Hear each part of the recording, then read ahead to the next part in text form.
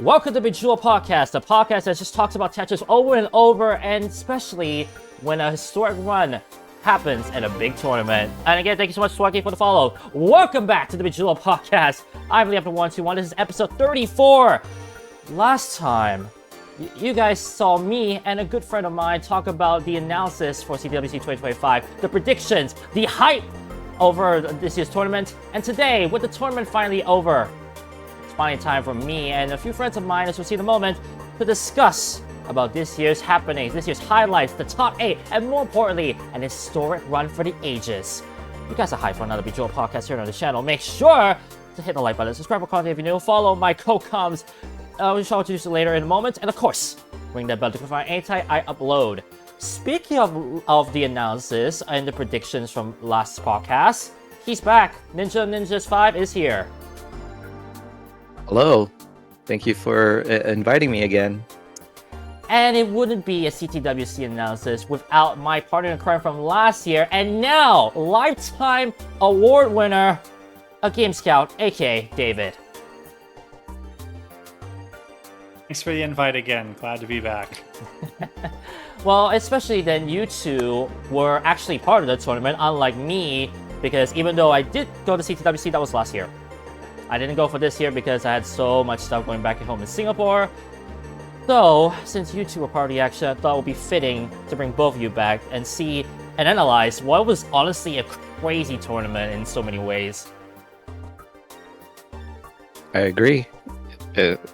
Shockers has happened. I remember you having an incredible analysis lined up for us to dive into last year, so I'm really looking forward to what you put together for this year. I've added some slight surprises, I'll be honest. You'll see in a moment. Well, anyways, are you both ready?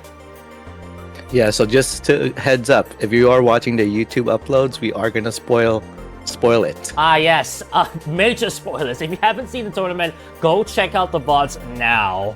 I probably will actually link it in the description, now I think about it. Anyways, let's get started. Do my usual routine. Boop. And here we go. Okay, so before anything begins, I mean, CTWC 2025, for you two, I know you both were part of the experience, part of the co-com team, if I remember correctly at some points. How was it on your ends? I guess I could go first. I was very busy, by the way, handling Nestra's champs, handling the TGM qual area, as well as making sure NTC worked on all of them. It was really nice to have Yobi there, so then he's the main guy that we could go to. But running that tournament, or all brackets and everything, even though it was stressful, it was a fun experience. Had a great qual. Had a great experience. I don't know if anyone saw the qual in CT2, but that was the moment. I think that was when aGameScout and Marfram was commentating, and they heard like a commotion happening after the quals. I saw it. How about you, aGameScout? I mean, you were doing a lot of the camera work, if I remember correctly.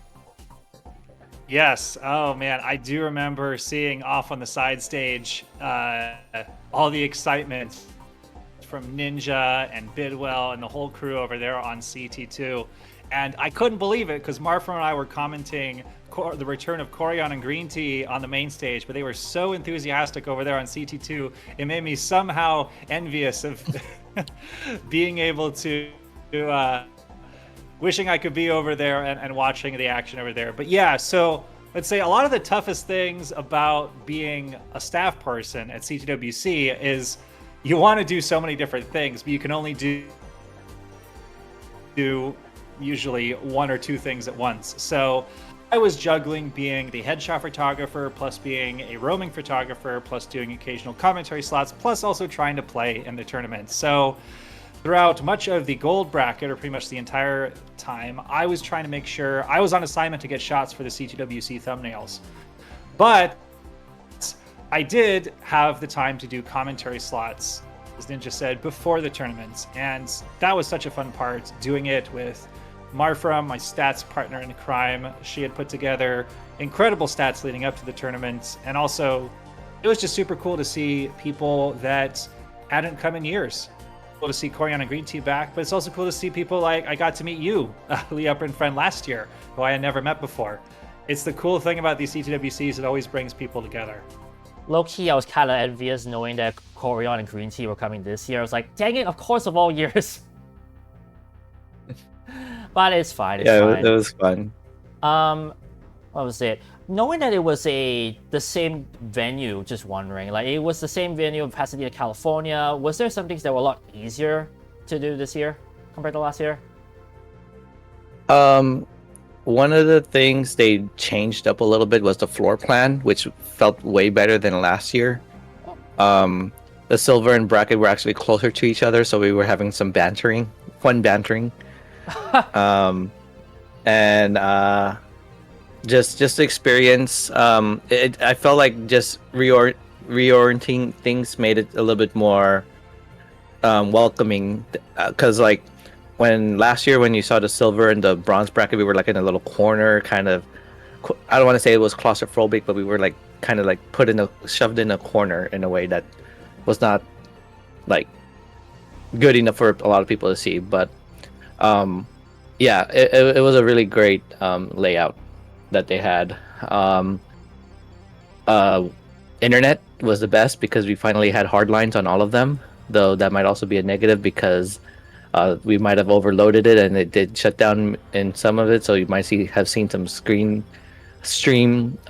stops. But production wise, I think they always try to one up every year, and I like, even though they use the same the same stage, they kind of did some changes, like with those CRTs in the background, by making them look like Tetris pieces and putting more sponsorships on it.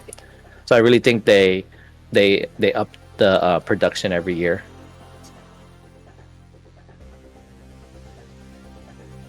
Yeah, I would agree with Ninja. So basically what they did is they took a similar floor plan from last year for the main stage and just switched it 90-degree angle. And it did many different things. For one, it put the whole backstage area now properly backstage rather than off to the side. But it also meant that because the backstage area was now off to the side, in the back instead of off to the side, it was a very narrow layout last year. You had to put CT2 and CT3 in the back, where the bronze, actually CT3 and CT4, bronze and silver way in the back, and here they were now off to the side. They were much closer to the action, and it gave more people time to spread out on the sides and look in rather than being sort of shoved all the way in the back. So yeah, it was 2 thumbs up from me on how they improved upon an already great layout from last year. Mm-hmm. Nice. Agreed. I can attest to what you mentioned about being squeezy. As someone who was a bronze bracket player and commentator, I still remember, like when I was suggested, like, hey, can I do commentary? I admit when I was sitting there, it felt a bit cramped on my end. So to know that they have, optimized the space for the bronze and silver brackets this year is a nice thing to hear. Mm-hmm. All right, so now we're gonna get into the actual analysis, and the first thing, of course, is day 1/2 qualifying, and this year, boy, I thought last year had great, crazy cutoff points. This year was even better. So Rapid Gate, funny enough, Jaws again made the cutoff point for bronze by 1 slot. His kicker just slightly lower than last year, 540k versus 538k, so very minimal difference. Jared got the last one silver with a 927,000 kicker. That is up a smidge from Zempro from last year, but the real thing was gold. Look at that round 0 buy cut off by Adam Dangler.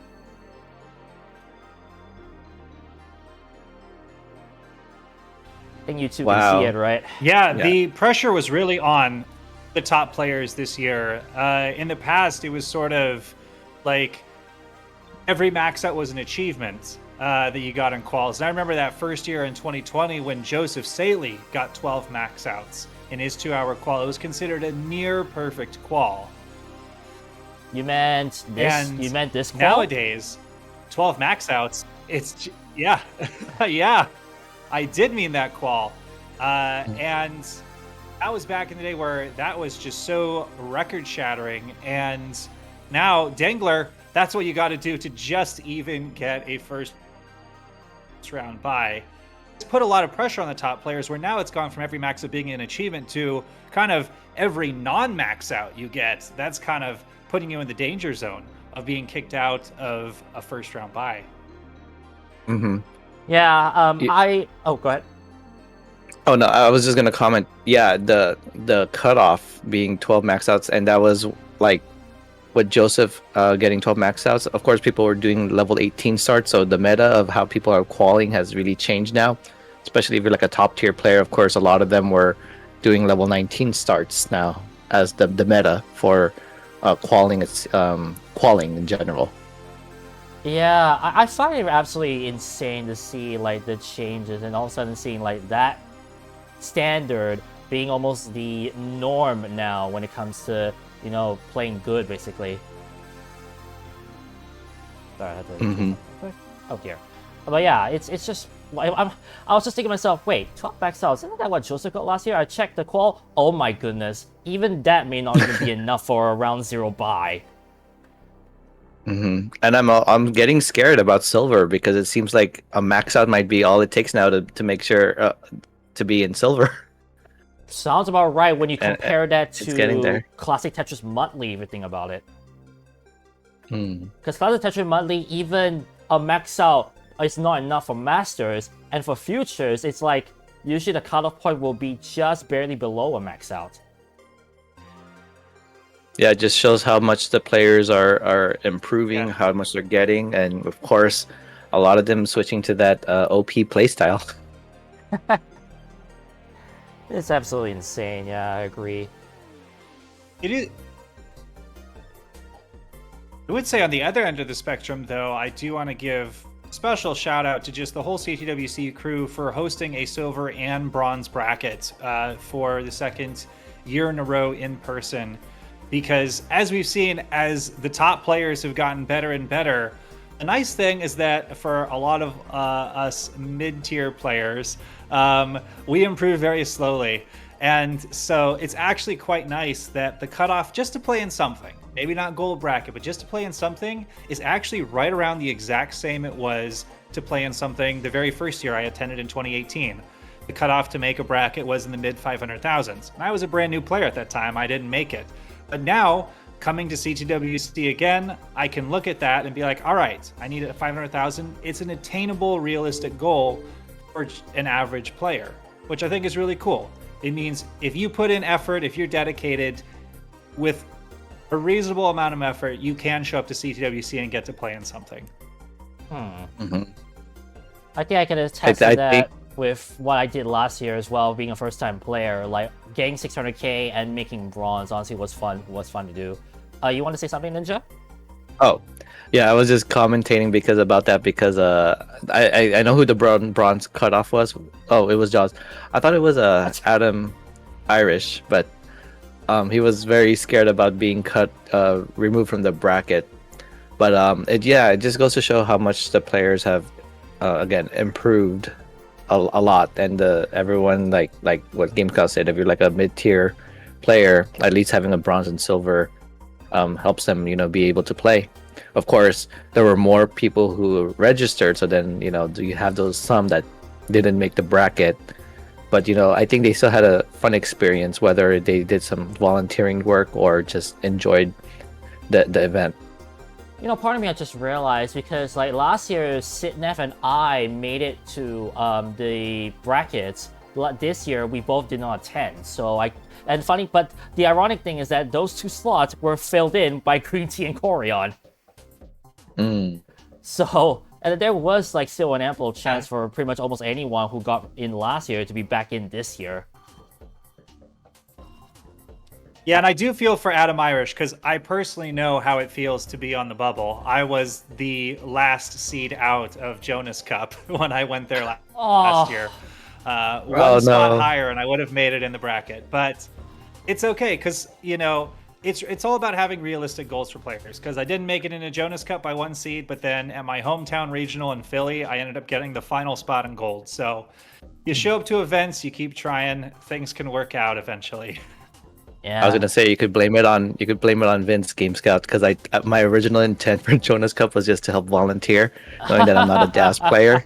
But he's like saying, "Oh, just do it. You'll have fun, Ninja." I'm like, "Okay." And then the PB at that event caused me to make it to the bracket.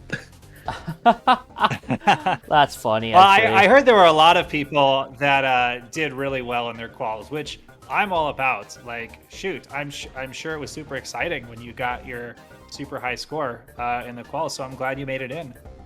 Yeah, thank you. Ninja put in a lot of work. I'll just say that right now. Like, I've heard from him off screen, like, the amount of effort he has put in to get in, and the fact he managed to get it in is like, man, proud of you, boy. Thank you. All right, moving on to the round 0 analysis. Of course, the round 0 involves the 17th seed to the 48th seed. Out of 16 matches, we had 5 total upsets, including one of the lowest seeds ever, 44th seed Opox, taking home his match. But here's some interesting other stats. You can see the highest total losing score is from Redshirt. I believe that's actually who Opox beat. 3.4 mil. Mm-hmm. A 1.1 average, and yet not enough in round 0. Wow. And aGameScout, no, this may not even be the most brutal loss. You will see in a moment. I do want to comment about what I heard yeah, in Opox's call. Sorry. Very quickly. Maybe he Go for it, was... Ninja. One thing I noticed, or someone told me when Opox was qualifying, because of course I was manning the CT3, he was always shy a max out.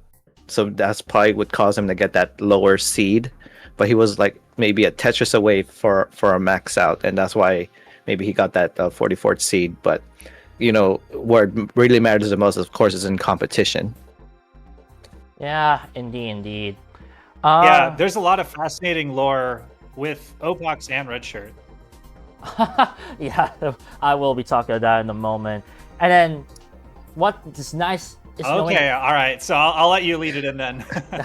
What's crazy though is that round 0, usually it'll be like a starter, not much actually going on. Usually with round 0, no, not this time. I did calculate how many kill screen Tetris there were, 38, and that was just for starters.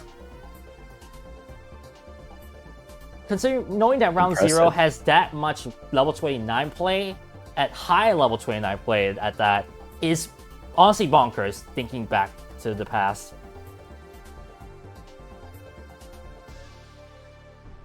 All right, moving on to... Yeah, for sure. There was a time when, there were no kill screen Tetrises in any of the rounds. So yeah, quite crazy. Yeah, indeed. All right, so the first highlight I want to talk about, of course, you mentioned about Opox and Redshirt. Well, here you go. I believe the lore was 2-0 Redshirt in favor of Redshirt in CTWC. So I was actually going to go a bit deeper than that. So one of the things Opox had been working on up to this year that might have contributed to his qualifier where he was throwing a bunch of maxes is he had been working with his girlfriend Ava on a special new controller where every part of it was the old NES pads and stuff were replaced by mechanical switches.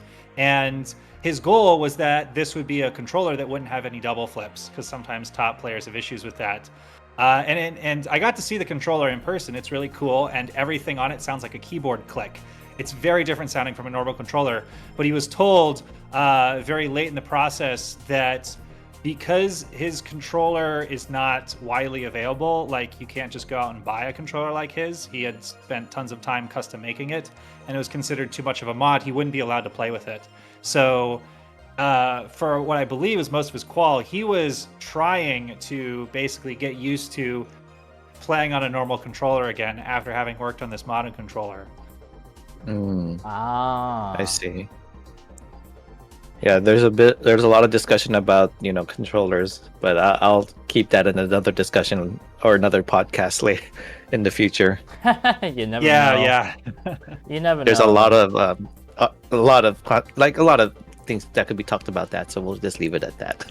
Yeah, I mean, it's kind of, I could see it was evident that he was still getting used to it, because first game, look at that transition, probably one of the lowest transitions to level 19 we've seen. Like, a 334,000 is very obscure compared to many other transitions. But then all of a sudden, Opox just goes into hand mode. Look at the rest of the games out right after. Wow. And then I mentioned about... It's an incredible recovery. I mentioned about kill screen Tetris being a thing in round 0. Both game 1 and game 2, both players got 6 kill screen Tetrises each. Like, what? Yeah. That's pretty... I mean, impressive. But it looks like Opox really got the hang of his controller, at least, to get a lot better. You see the scores right there, 1.2, 1.2, right at back-to-back. Even despite a monstrous 84% Tetris rate for Redshirt in Game 3, like, Opox just managed to, I believe it was a chase down he won on Game 3. Game 4, unfortunately, Redshirt fails a chase down by that much to lose at 3-1. Yeah, and the incredible thing is that it was very reminiscent of Opox and Redshirt's last CTWC meetup, where it was Redshirt who topped out and Opox who choked a really, really close chase down in the final game. He got up, he threw his controller, they're like, ah, there was so much energy. And basically, not only was it the exact same opponent, basically the exact same ending happened again, except in reverse. Oh, wow.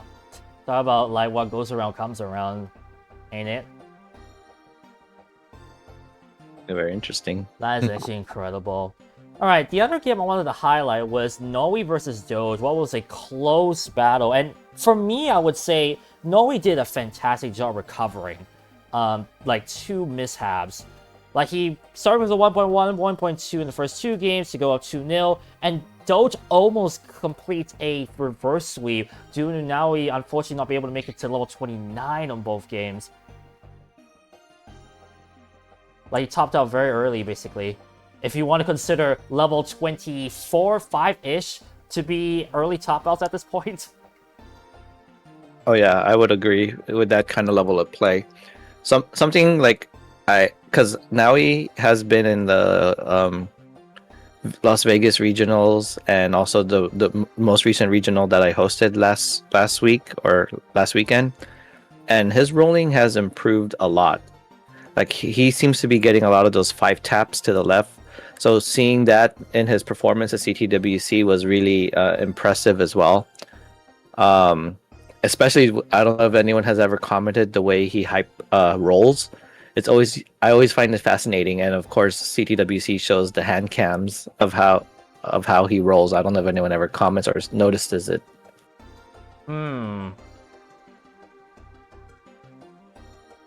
But I would say like he would roll like normal, but then if he's not getting the movements, he would hyper tap with his thumb. That's actually quite cool to see. One of these days I will need to try at least rolling at least once, honestly. At this point. Do I finally, is my hyper-typing ways finally over? We'll have to see. Well, then again, I too may have plans for Tap Masters this month. Mm-hmm. That's true. There's now an event just for you. Yay! Anyways, let's move on.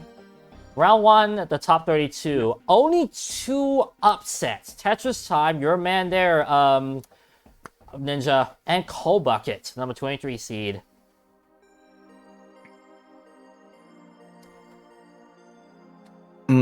Almost half the eliminated players with a total losing score of over 3 million. Meaning, yeah, if you could get like an average of a max out and still lose. Which, I mean, repeat of last year, I wouldn't say, David. I think I talked about that, the same thing. It's expected. It's what was shown in the qualifiers. Now the top players, they can get a max out almost every game. So it's now the norm. It really is now the norm. And then that losing score, that I'm not mistaken, is I think it's I know it's top 2. might be the highest total losing score in the tournament, and there's a good reason for it. But first round one highlight I want to talk about was Hydrogen versus SV. Hydrogen putting up a gallant effort against SV.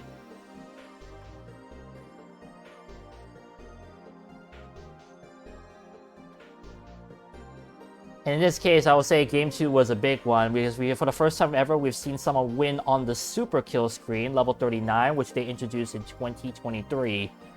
And I mean, knowing that this was a round 1 Game 2 is honestly, it was like, what?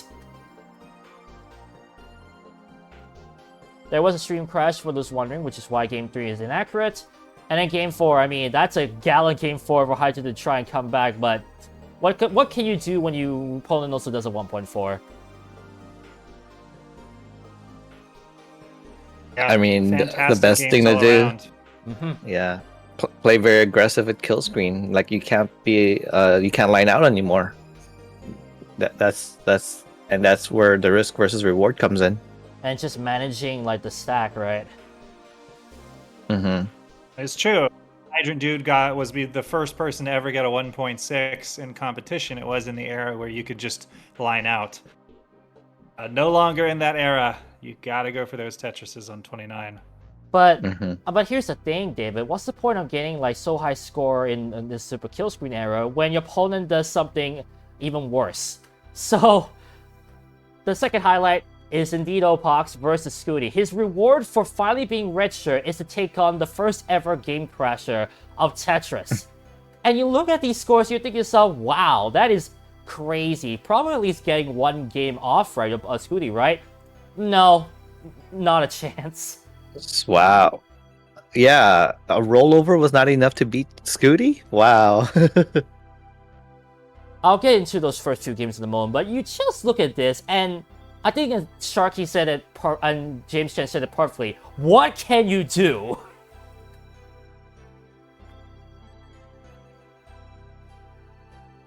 Yeah, we've really seen the progression over the past years where I remember when AlexThach and Tommy NTG got the double rollovers for the first time in the Mega Masters finals.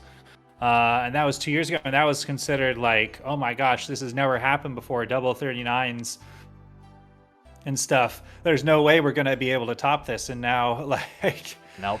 Yeah, 2 years later, here we are.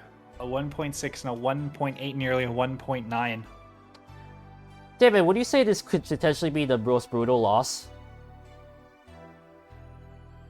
Most brutal loss depends how you define it, but as far as like performing super well and still taking the L, I think it's right up there in CTWC history.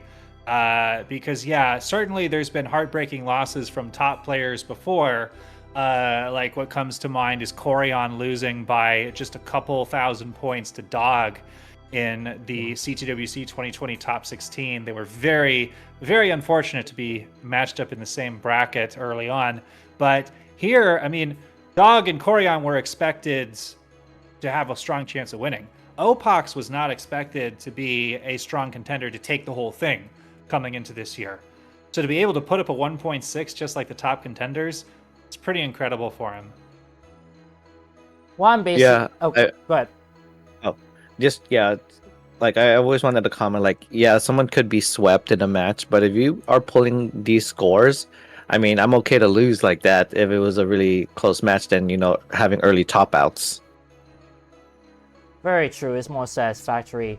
I'm kind of basing it off like how you did it for Sitnev versus Sitnev's match, which you did the analysis in the finals. Because when I think about it, if you talk about every single CTWC score, potentially ever, a 1.6 probably is like a 99% percentile, and a 1.4 is probably about a 96, 95 percentile, and yet they both lost. To a near 100 and a high 99.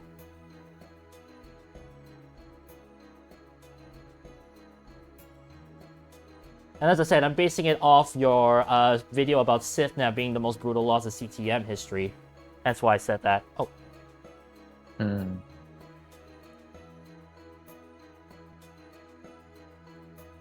Yeah, sorry, I just noticed someone disconnect, I think. Am I back? Ah, yeah, you're back. Yeah. Oh, okay, okay, back. Well, that means you didn't hear about your reference to your video. Okay, I'll say it again. I'm mostly referencing your video when you talked about CTWC having the most brutal loss in CTM history. When you look at all of these CTWC scores, whether be it this year or potentially ever, a 1.6 and a 1.2 right after probably is about like a high 99 to maybe about a 94, 95-ish percentile score. And yet they both lost to a near 100 and a 99 from Scooty.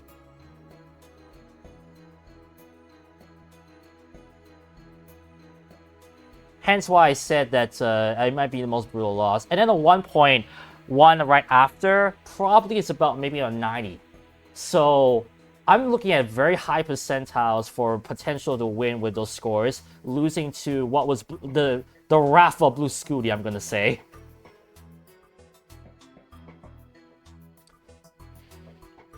And as a reminder to everybody, who rollovers back-to-back in a tournament? I think that's the one key thing we gotta remind ourselves. Who does that? I know. I guess Blue Scooty and maybe someone else. Yeah. Hence why I say this is contender for potentially the most brutal loss. Potential video aGameScout? I don't know. It's possible. Anyways, here's some extra stats I thought. As I said, we mentioned game one, first double rollover match, which is absolutely insane. I mean, look at these segments. Not a single segment is below 500,000 points. I think that's one crazy stat you can want to mention here. Oh wow. Yeah. 71% overall Tetris rate for Scooty. That means all the lines, 398 lines, I think. Wait, 398? No, 338 lines, excuse me. 71% were Tetrises. Opux, ironically, kept his 60% Tetris all the way to the end. And I remember seeing a comment on that video, best game yet, that this indeed is now the CTWC record for the most points earned in one game. 3.51 million in just one game. And to quote Sharky, this was only round one. Yeah. And then game two, I mean, James Chen put it perfectly. What can you do? Blue Scooty does a second rollover in a row. Another game with more than 500,000 points with each segment. And I think the biggest stat I would say is the number of kill screen touches he's got. 13 game 1, 11 game 2.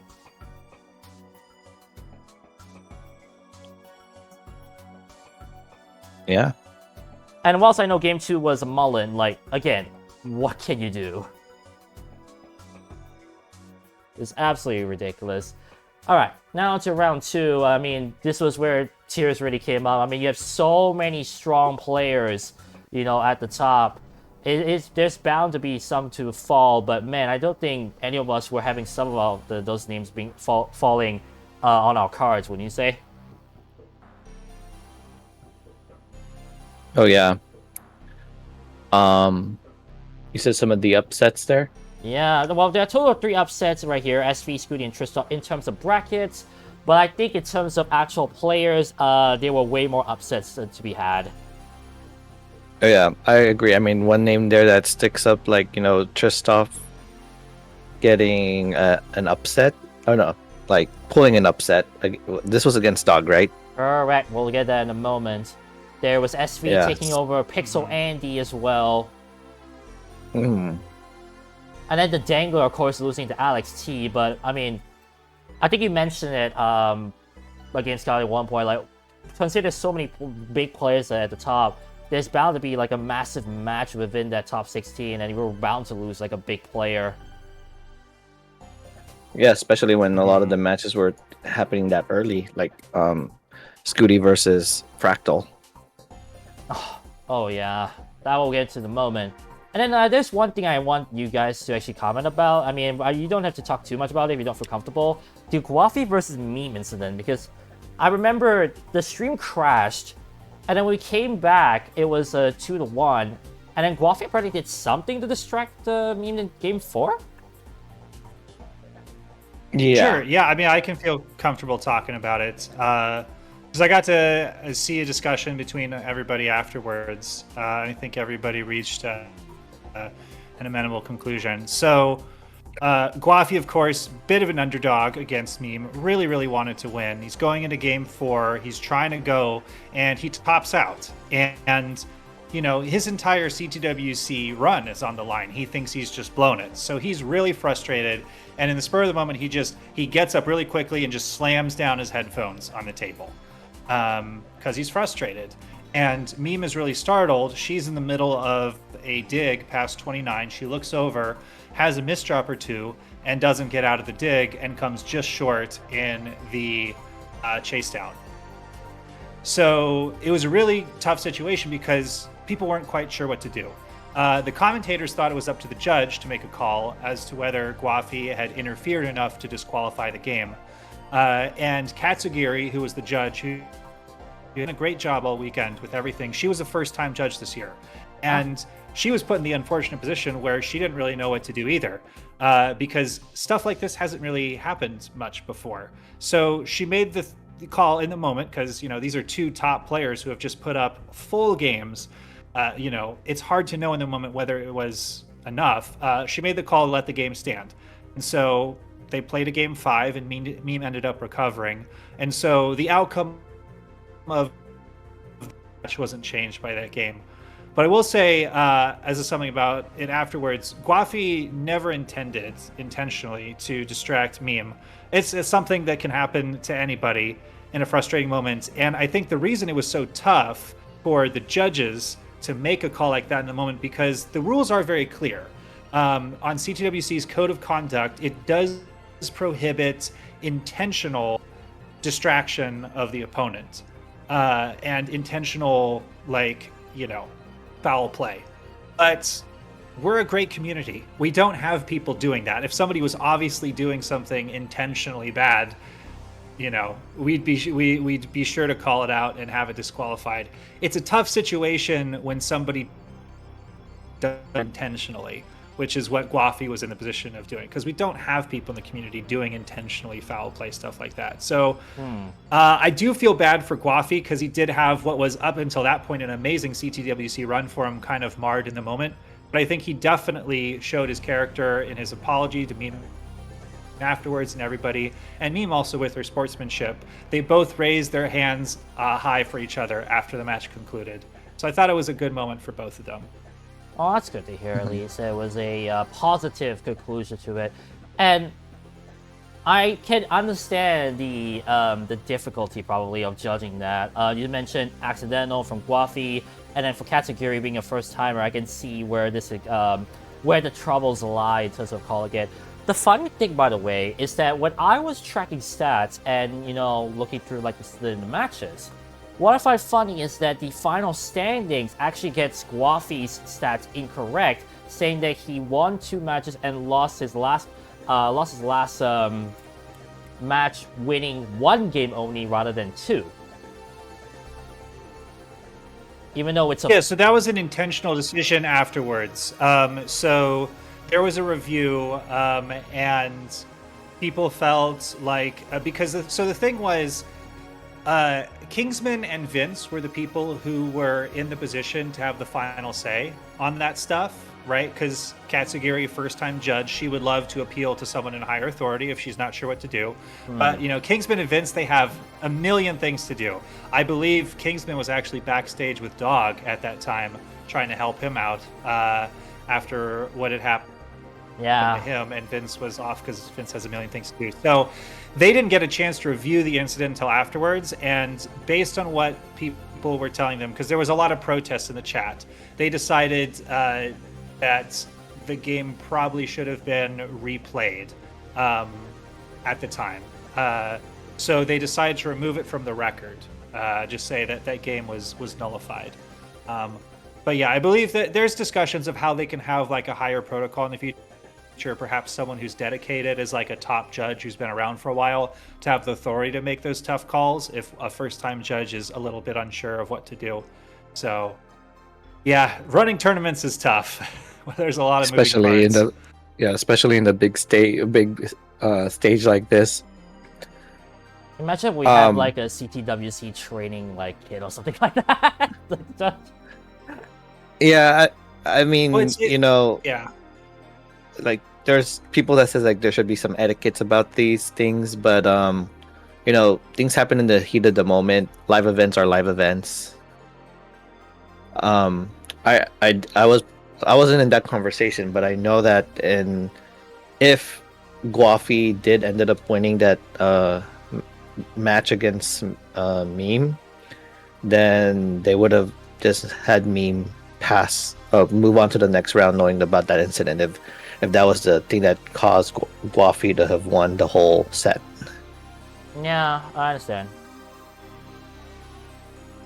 Anyways, moving on to the highlights. First one is talking about Fractal, and I feel like it's a trend apparently with Scooty's matches. Like you see Fractal score 1.2, high 1.2, and a 1.4. You think to yourself, okay, maybe probably got at least one game out of Scooty. No, not at all. Apparently, it's being a theme for Scooty this year. You look at your opponent's scores by itself, and you think to yourself, okay, probably got one game. No. Yeah, I was thinking. Yeah, that's just the way it is. Fractal. Go ahead, Ninja. Oh no, I was just gonna make a joke, but after the stats comment, I had a little joke about this. Oh.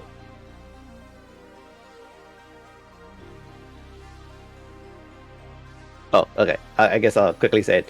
I was thinking maybe because Blue Scooty had because the movie was going to be debuting on this Friday of that week, so maybe he had that movie buff. Plot armor. No, there's no such thing as plot armor in Tetris, especially in the live Well, he tournament. certainly didn't have that plot armor while they were filming the movie itself. No. Yeah, the fact that they're not there now caused him not to stress out as much anymore, so maybe that's why. I mean, we'll see the result in due time. We see that there was a kind of a significant change in IMO, but as I said, we'll get into that in a moment. But yeah, no, I mean, Fractal did all he could. I mean, those scores are good in any kind of match, but Scooty just turned up on a notch, I would say. Yeah, I mean, he's been sweeping. He's been sweeping up to that point. Does he have a broom with him? Anyways, now into game 2, and of course the one you kind of hinted towards, aGameScout. Tristop versus Dog. I mean, we know Tristop last year took down both Fractal and Blue Scooty in what was considered probably the dark horse run of the tournament, and now look at this.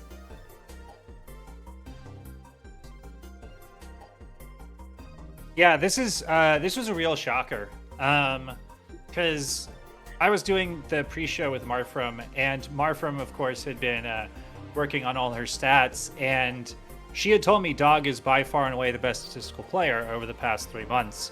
Dog has, I believe, an FMS to 0.5 million. So Dog will score a 1.5 million in at least half of his games. And that's pretty tough for anybody to beat, as we discussed. Opox getting a 1.6 and losing with that, that's considered very rare. So for Dog to not get anywhere close to a 1.5 million in this entire match was really shocking. I know there was some grumblings about how the seeding works nowadays from players, where they were like, well, number of max outs, it's a little bit volatile at the top now. And so it results in stuff like Tristop versus Dog, top 16, which I don't know necessarily if seeding was the full issue. I know there's lots of discussions on how maybe you can do quals better in the future, but here it was just like Dog just had a really low set compared to how he usually does. And sometimes that happens to world champs. We all know the moment of Jonas Neubauer. He had a very uncharacteristically low scoring match versus Mega Retro Man 6 years ago. It happens to the best of players. Sometimes there's a match that just doesn't work out. But I'll say, these moments where there's a huge upset, early loss, early exit, it really shows the character of a lot of these players. And Tristop, last year when he beat Blue Scooty and was the Legend Slayer, as people were dubbing it, he was jumping up and down. He was super pumped. This year, I think he looked over and saw Dog, who was very emotional after the loss, and Tristop was like super sportsmanlike and comforting to Dog. I think it was a real nice moment that they both shared with each other. Appreciated the camaraderie, and neither one of them was like rubbing into the other's faces or anything. They were both glad to be up there. They're both top players in the world. I mean, one thing for certain when I think about it, don't mind me, sorry, Ninja, is that I know Tristop and Dog quite well. They're both in the same server. I'm in the same server as both of them, and they're very good friends.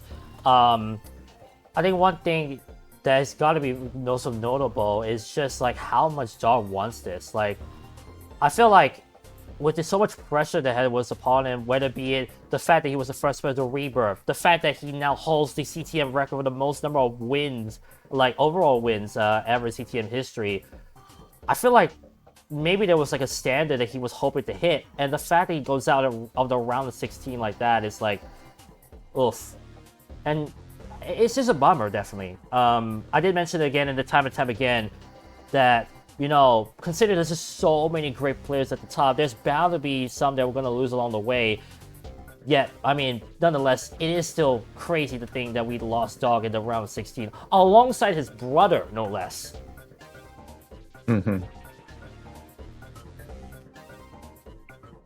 I think that just goes to show like how the gap is really not really a gap anymore. They're so narrow with these players of how like, when GameScout did the Big Six now, he couldn't even come up with a Big Six the following year, that it was like 13 now, maybe it's 50 now, because they're just so close in skill now. Oh, that's true, yeah. Anyone can be a threat. Mm-hmm. And then it will be apparent, actually, with this next slide, as we jump into the top 8. Top 8. 7 matches, 4 of them were sweeps, but it's notable to me that out of the 8 people in this top 8, 3 of them are newcomers to the top 8. You had Eyeball, you had Meme, and you had, who's the last one? I forgot. Try to remember. Cobra. Wait, who? Cobra. Yes, thank you, Cobra. My bad. Sorry, Cobra. Anyways, just like last year, a lot of games went to kill screen, very few did not. Only 3 of them did not go to kill screen, which we'll discuss in a moment. And out of 25 games, oh, hang on. Let's see, hang on. There we go. And out of 25 games, how about 170 kill screen Tetrises? Not as crazy a stat as last year, but still pretty high of a number. Almost averaging 7 kill screen Tetrises per game from both. There were definitely a few... Okay, sorry. Oh no, I was just, I was like not surprised to see Meme making it very far, because I know Meme has just been really improving a lot, winning a lot of matches, like even sweeping Alex in Genesis in the finals. That's just showing Meme's dominance, and for Meme to make it that far, that wasn't, I wasn't surprised to see Meme be in the top 8 there. Gee, I wonder why you put her in your prediction last month. we'll get into that in a moment, though. I might have a bit of begrudging this right now. Anyways, with the top 8, as I mentioned, considering how crazy the games are, I'm doing it game by game. Starting out, of course, with Scooty versus Cobra. I mean, Cobra is still showing prowess despite being a new top 8 newcomer. Like, first game, taking the first off over Scooty.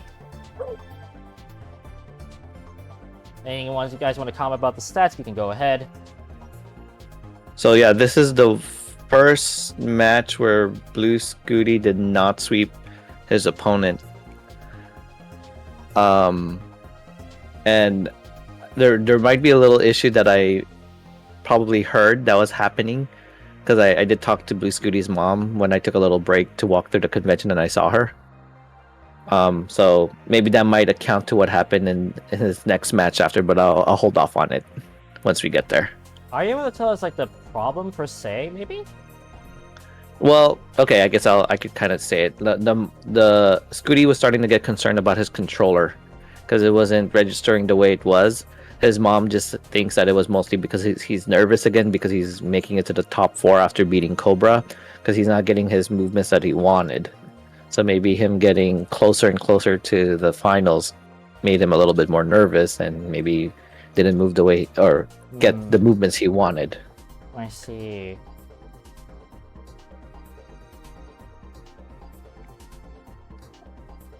That'd be interesting on that part. All right, game 2. Honestly, this will be starting to look familiar. Honestly, this theme we will see in a moment.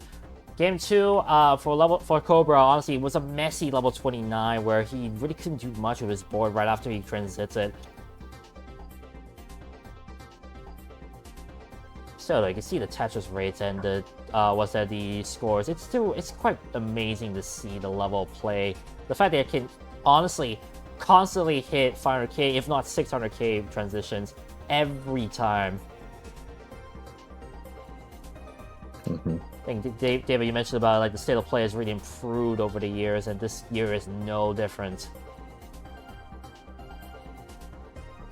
Yeah, it's very cool to see because Cobra. I remember when Cobra was a much newer player. It was an accomplishment for him to even make it into Masters at all, and for him to make it into CTWC gold bracket and actually make it all the way to the top 8. Really incredible progression from him. Well, that's good to hear. It's just a pop. I just would say it's a bummer that it kind of didn't really translate for this match, because right after another level 29, like you can see here, level Cobra honestly really had very not as good kill screen management compared to Scooty. You can see right there, level 32, I only managed to get 2 Tetris. I believe they were like at the start of his kill screen, and ever since then he couldn't get a Tetris right after and couldn't catch up with Scooty. After, as you can see here, not a great level 19 to 28 play.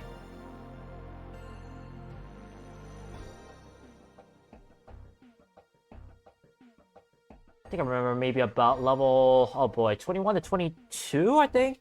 Like he had like, you know, a setback to his Tetris rate, and then honestly just droughts on hurt his chances.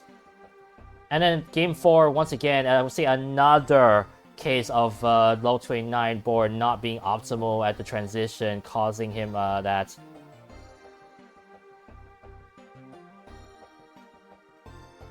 Hang on, guys, I think my Discord crashed. Oh no. Oh yeah, I think the stream went down. Oh yeah, hang on, we're back. All good. Or are we? Oh dear. Oh, there we go. There we go. Hang on, guys. Oh wait, not wrong screen. There we go. I can see it now. There we go. Sorry about that. All right. I have a lot of assets admittedly, so that's kind of I kind of figured that would happen. But anyways, we're back. Anyways, moving on to game number 2. Oh, sorry, actually, do you guys see this screen on anything about it? Like, the fact that, unfortunately for Cobra, it was just unfortunately bad level 29 management that really costed him. Mm-hmm. Alright, and we'll move on. Game number 2 will be Tristop versus Eyeball. And, well, I mean, would you say Tristop had, like, you know, one of those times where, like, the scores, again, you say the mention were low? Because, honestly, this was kind of a bit surprising from Tristop to an extent. Yeah, I think sometimes after you out. pull off a huge upset win, the nerves can be a little, you can have the adrenaline going. And sort of it's hard to adjust where like you didn't expect to be here. I'm sure Tristop expected there was no chance he was going to be in the top 8 again. To suddenly get back there, it's just like, oh shoot, what happens? I know that we see it a lot of times in CTWC history, like after Mega Retro Man beat Jonas in 2019, like we talked about earlier. Mega Retro Man did not have a good set right after he beat Jonas. Sometimes there's a little bit of the excitement of the moment or the intensity of the moment can rattle you a little bit for the next match. Part of me counteracting that statement to say that he still got a high of game 1 to start. It's just the fact that he got a bit too aggressive that caused it. But that's just me thinking about it. Like, I remember it very well about his the fact that he still managed to maintain a high score, but it's just that aggression killed him. Anyways, onto this actual match. I believe the only decider match in the top 8 and beyond. The Strider game eyeball does take a game 1. You can see, man, the Tetris rates were that similar. Like, look at the scores, only separated by 6,000 at the time. Then game 2, honestly, I didn't have much to talk about. Just easily taking that one with strong level 19 to 28 play. It's kind of funny, now that I think about it when saying that level 19 to 28 now is just as important. Like, everyone said, oh, you must have a good start. Oh, you must have a good finish with kill screen. Let's not forget about 19 to 28, where honestly, even that can be important when it comes to, scoring high. I think we saw it also with Cobra as well, with match 1, that sometimes a bad 1928 can easily kill off a game as well if you're not able to manage 29 as well. So yeah, something to note with this. Game number 3, I'll say that Eyeball had a similar Cobra situation where level 29 Sack kind of did him in. You can see that it was a very low transition. I think only got like 3 lines, I would say. Like what Jonas said, usually set the table, but instead of setting the table for 19, he's now setting the table to 29. Yeah, it's very true. Yeah, it's nowadays the 19 transition scores are fun historically, but it's really those 29 transitions that matter for the top players now. Yeah, I agree on that one. But the thing now that, that same principle now applies to the higher levels, it's like, man, now all of a sudden it becomes this case of now you really need to think about how you want to manage your 28 right before transition so that you set yourself up for success. And I mean, some can do it better than others. Yeah, playing that kill screen play becomes, or like setting up before kill screen play is just very important now. And then there's people like us. Anyways, game 4. Sorry. Game 4, another quick top out. This time it was from Tristop. There's actually one of the very few games that did not go to level 29.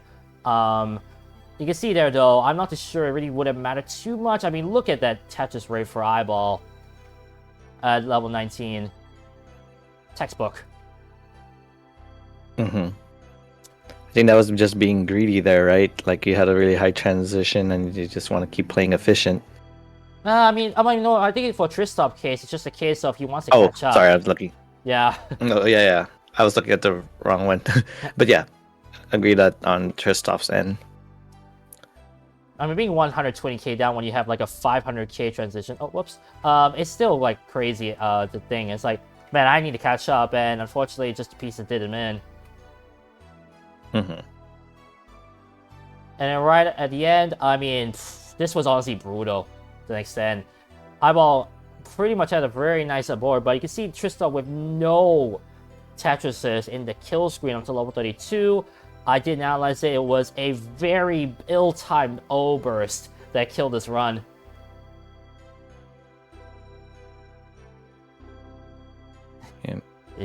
You know, like the Christmas song already made, like the S burst to 19. This is an O burst to 29. An O burst. Not into 19 anymore? I mean, at this point, honestly, I feel like even with an S burst to 19, you can still kind of survive with good management of the board. But right after, like 29, I feel like any kind of burst can easily just ruin a game, no matter how good your board is. Unless you're telling me you just had a perfect clear or whatever, or your board is low, then maybe I can close one eye to that.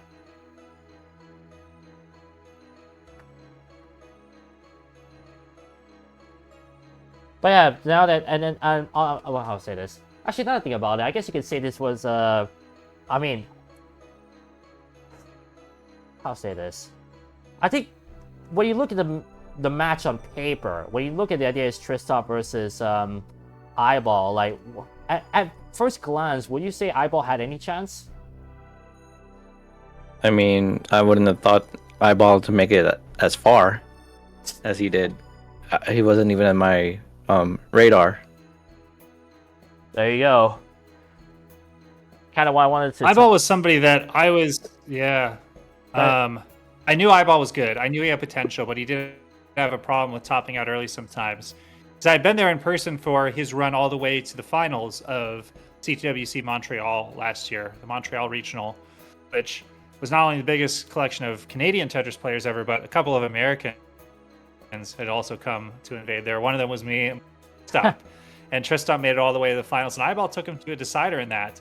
But Tristan ended up winning game 5 because Eyeball topped out early in front of the whole Canadian crowd cheering him on. So it was actually a really cool moment of redemption for Eyeball in this match after the Montreal Regional from the previous year. Because Eyeball had a big crowd cheering him on for this match too. All of his SMB1 speedrunning buddies. They had a live event over in the corner earlier that day. So Eyeball did get to put on a great show for a crowd cheering him on this time. I mean, Camera Productions portrayed it well in the semifinal match, which we'll get in a moment. You know, how a lot of the Canadians were really just cheering him on there and also booming every Tetris that came in. Well, most of the Tetrises. But to see that support is the big thing, I would say, especially for someone from Canada. Agreed. All right, game number 3 for top 8, Miles versus Meme, and Hoy. Miles put up a fight, to say the least, and hey, aGameScout, Miles the Magician strikes again. Look at that transition level 29. Look at all those 2s.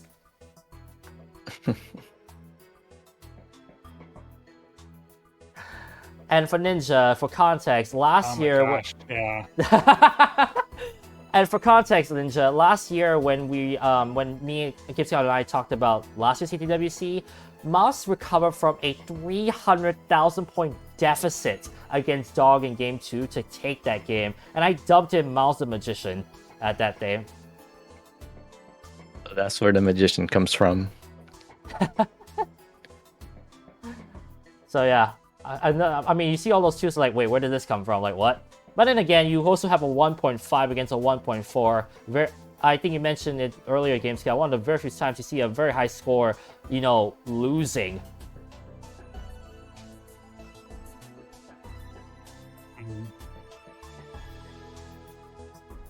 Then we move on to game 2, and Meme just all of a sudden poured it on. Whilst that 1.4 doesn't look as impressive, you look at that kill screen play from Meme, and it's like, what? Yeah, that's when you get into the 500,000s post 29, you think about that's the kind of 18 score. That's the kind of 18 transition score that you'll see players getting. And to get that, it's crazy. From 29 to the 39. Now players are getting the same score that you used to be able to get on 18 is wild. Yeah. Look at it. Actually, that was actually Meme's highest section amongst all 3, which makes it even crazier. There was a bit of a struggle boat though, level 1924, which is why you see those low 18 to 29, 19 to 29, excuse me, scores there. 300k from Miles, 253k from Meme. But for Miles, honestly, you see those, you see the comparison between their kill screen scores. By the way, even more 2s for Miles. And it's just like, man, like for me, most of the pieces really worked out for her compared to Miles, who only managed to get 2 kill screen Tetrises.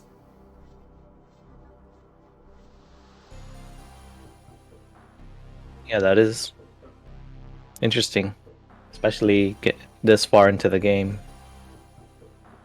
Fortunately, it was just really a struggle for him. Yeah, this is lower than usual 29 transition scores, but they were pretty even up until that point.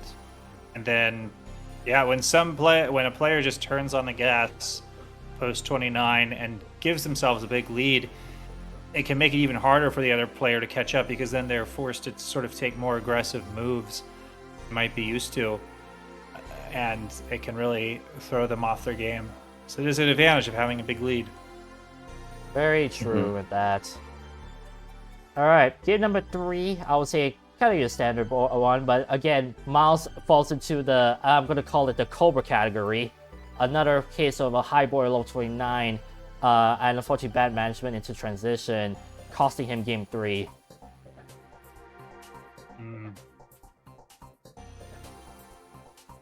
And no kill screen Tetris there. Yeah. And then game 4... That's tough. I mean, it used to be the kill screen. Yeah, it used to be.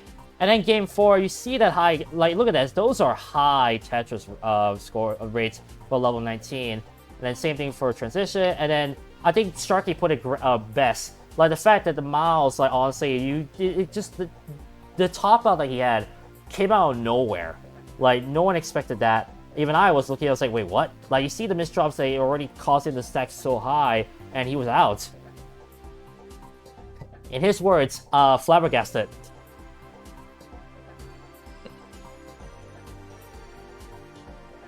Yeah, sometimes it happens to the best of them. Those misdrops will get you. It even happened to Joseph Saley in 2020 after he had that 12 max out qualifier that we talked about earlier this podcast. His run ended in versus Huff in the top 8 after a couple misdrops. So it happens. It feels as though that consistency is key at this point. Not only just being able to score high, but being consistent. I wonder if someone had that consistency. I mean, we'll get into that in a moment. Yeah. Anyways, let me just talk about the semifinal match. Gee, I wonder why I skipped one match. But first off, 2 newcomers to the top 4. You have Eyeball versus me. So we were guaranteed a newcomer to the CTWC Grand Finale. And in this case, I mean, me to show why she won against AlexThach in Genesis. Like, look at that. Very impressive scores. Yeah. Oh man, yeah. Eyeball, actually, that was unfortunate. I mean, you don't want to see a Lombard route on when you're into, especially 29, and that was unfortunate for him.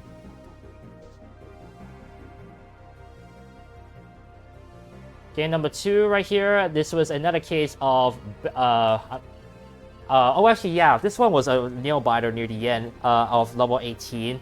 There was an SS Zebras that really hampered. I think there was a case of, I think there was a moment I remember, like, they had to manage level 18, 19, 20, like, precariously. And it was like 20 in which they finally got out and finally were back to being Tetris ready. But it was scary to see. I think this was not a chase down Eyeball again with the early top out. And speaking of early top outs, yeah, I think Eyeball doesn't want to see Game 3 ever again. Very unfortunate, especially again. I mean, if I was comparing this to last year, where there was literally like no one early topping out on 18 at all, or not 18 at all, but like, yeah, getting. This was only like the second game, I believe, that had a top out before 29.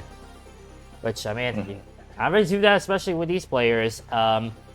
It almost just feels like it. Like, I'll say this. Level 18, usually when someone tops out level 18 in aGameScout, you could say that it wasn't like game over immediately for them if they were ahead. But now it's like level 18, a top out, level 19 top out, death sentence. Yeah, it'd be interesting to go back and look at what was the last time we had a double level 18 top out in CTWC history. It's probably been a while, although maybe there's some match that happened recently that I'm just completely forgetting about. First thing that came to but my yeah, first thing that those comes to 18 my top mind. outs. Oh, sorry. Yeah. First thing that comes to my mind, in my opinion, is this is gonna be very OG. Packy versus Josh Choles, 2018, round 1. Oh my gosh, I gotta think back to that.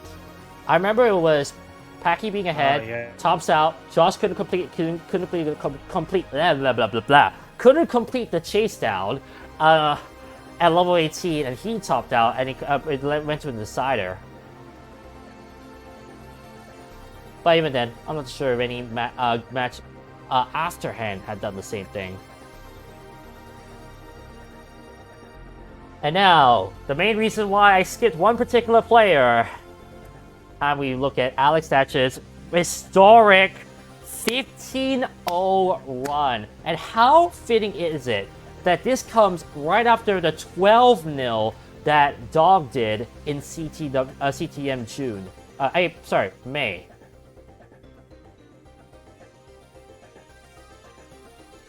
Yeah, there's a lot we can dive into at the second picked. Oh, I think my Yeah, you were roboting connection crazy. Sorry. I'm bad. Go ahead again. Okay. It's only the second perfect CTWC that I think we've ever seen. The first one was Jonas Neubauer a very long time ago. Do either of you know which year it was that Jonas had the perfect run? Not 2013, not 2017, not 2016, not 2015. It has to be 2011? That's correct, yeah. So 2011, the last time we saw a perfect CTWC run, the scene could not have been more different. It was only the top 8. It was best of 3s. And, I mean, everybody was playing DAS back then. And people were only playing one tournament a year. There wasn't a huge army of teenagers grinding month in and month out, aiming to be the best. So for AlexThach to come back and do a perfect run in 2025 with the insane amount of competition, as we talked about, like Dog was a heavy favorite. Alex, I remember talking to him backstage when he was practicing the day before the top 16, and he was saying he was trying to enjoy the last day he expected to be a reigning world champion. He was not expecting to have a run like this, and yet he did it, because he played, as I'm sure we'll get into, just exceptionally phenomenally. And we really haven't seen a run like this at all in CTWC in the modern era. Exactly. I agree. Exactly. Ninja, you want to say anything before I move on? Yeah, I was just as impressed with his perfect run, especially like I'm gonna comment what I saw in Genesis where he got swept by Meme. I was like, oh, maybe he's out of it a little bit, but then now after like when he's finished focusing at school now, he could start focusing more on Tetris, and it just goes to show, yeah, his perfect run. I mean, there were moments I'm looking at some of his matches like, oh man, he could have like easily topped out at this moment, but he battled through it.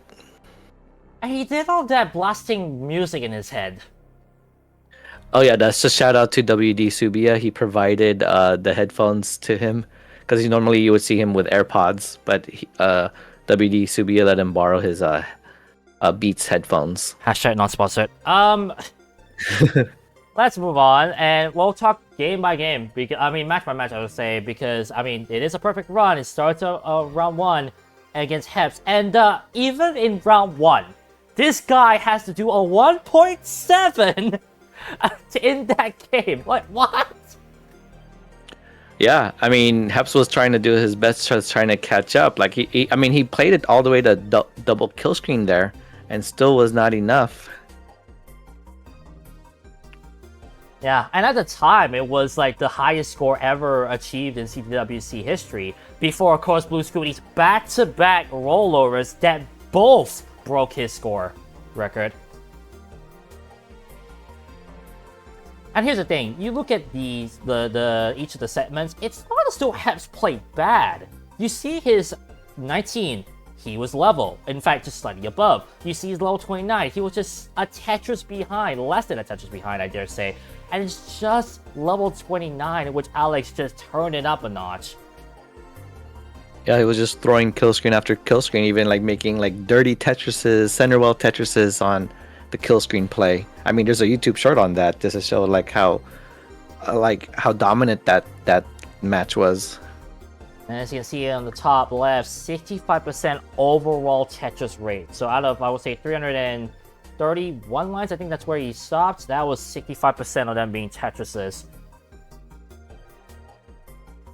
Honestly, that could be a new stat to like look after, because like when I look back, because when you see those high scores like 1.6, 1.5 potentially, 1.7, 1.8, and as we'll see later 1.9, the overall Tetris rate is quite insane to see.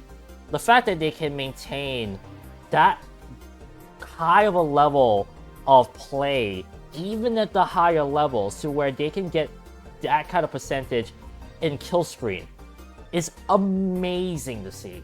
I remember talking to a few friends of mine who are not Tetris veterans, who don't not as well versed with the Tetris world, and after showing them, they'll be like, "Wow, what is this? Like, this is absolutely insane. I wish I could watch."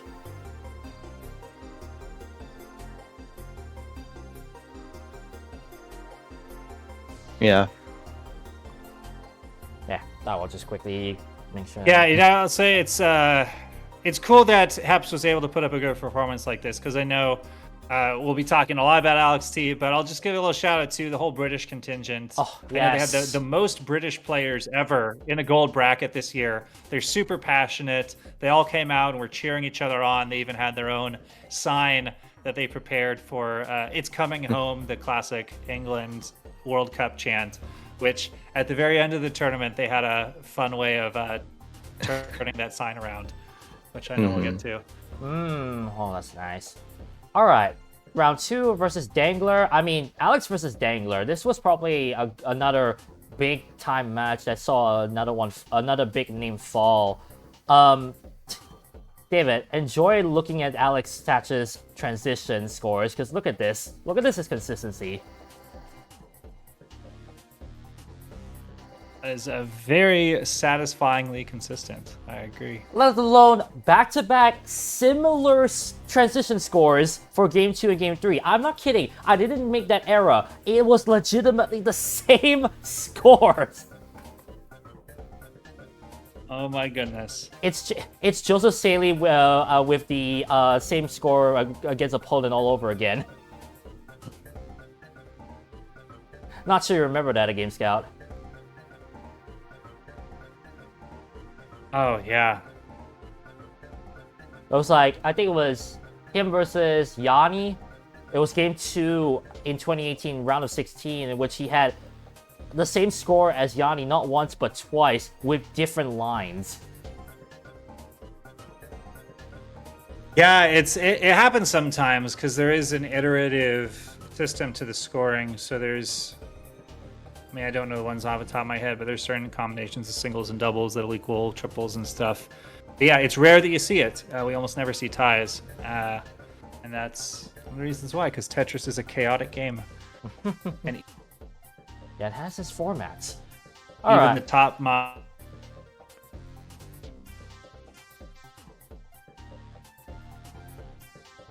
Sorry, say that again. Sorry, David.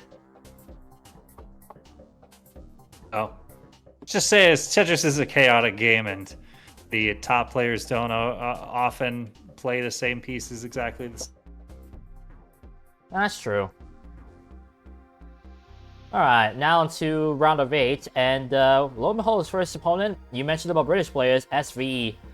First game, unfortunately, was a early top off for SV. You can see he topped out level 26, though it was a very bad drought that caused it. Not much else to speak of. For game 2, however, we see, I mean, AlexThach doing AlexThach things again. Notable though, this thing though, I did notice the dig he had. Oh my goodness, like, Ninja, you mentioned earlier that there were sometimes you saw Alex and you thought, oh, he's about to top out. Nope, this was probably one of those moments you saw. Level 32, level 34, high dig to save his game 2. Exactly. It's crazy to see. And you can see also, transition-wise, he kind of had to recover from 100k down, too, to SV. I mean, we know SV plays aggressive and it works out, but nonetheless. Yeah, I mean, I see Sam Vaughn or SV play very aggressive as well, especially on those friendlies matches. I mean, that's why he's the long reigning defending friendlies champion. Gee, I wonder if he has a belt for that. And then moving on to game number 3. I mean, if I'm not mistaken, it was another early top out for SV. Well, I say early-ish. Level 30 top out, unfortunate double flip. Very representative of like what Corrin had in 2017, the infamous one. Double flip.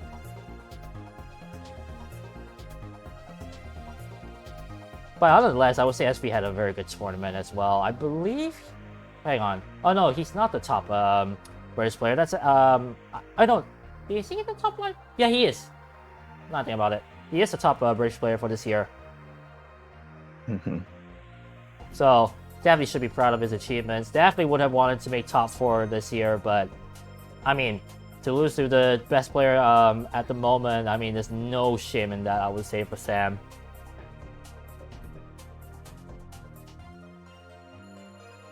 Yeah, definitely not. Now on to... Before you move on to the next match, sorry, I was going to ask a comment. It's not more related to the match, but maybe more like tournament rules.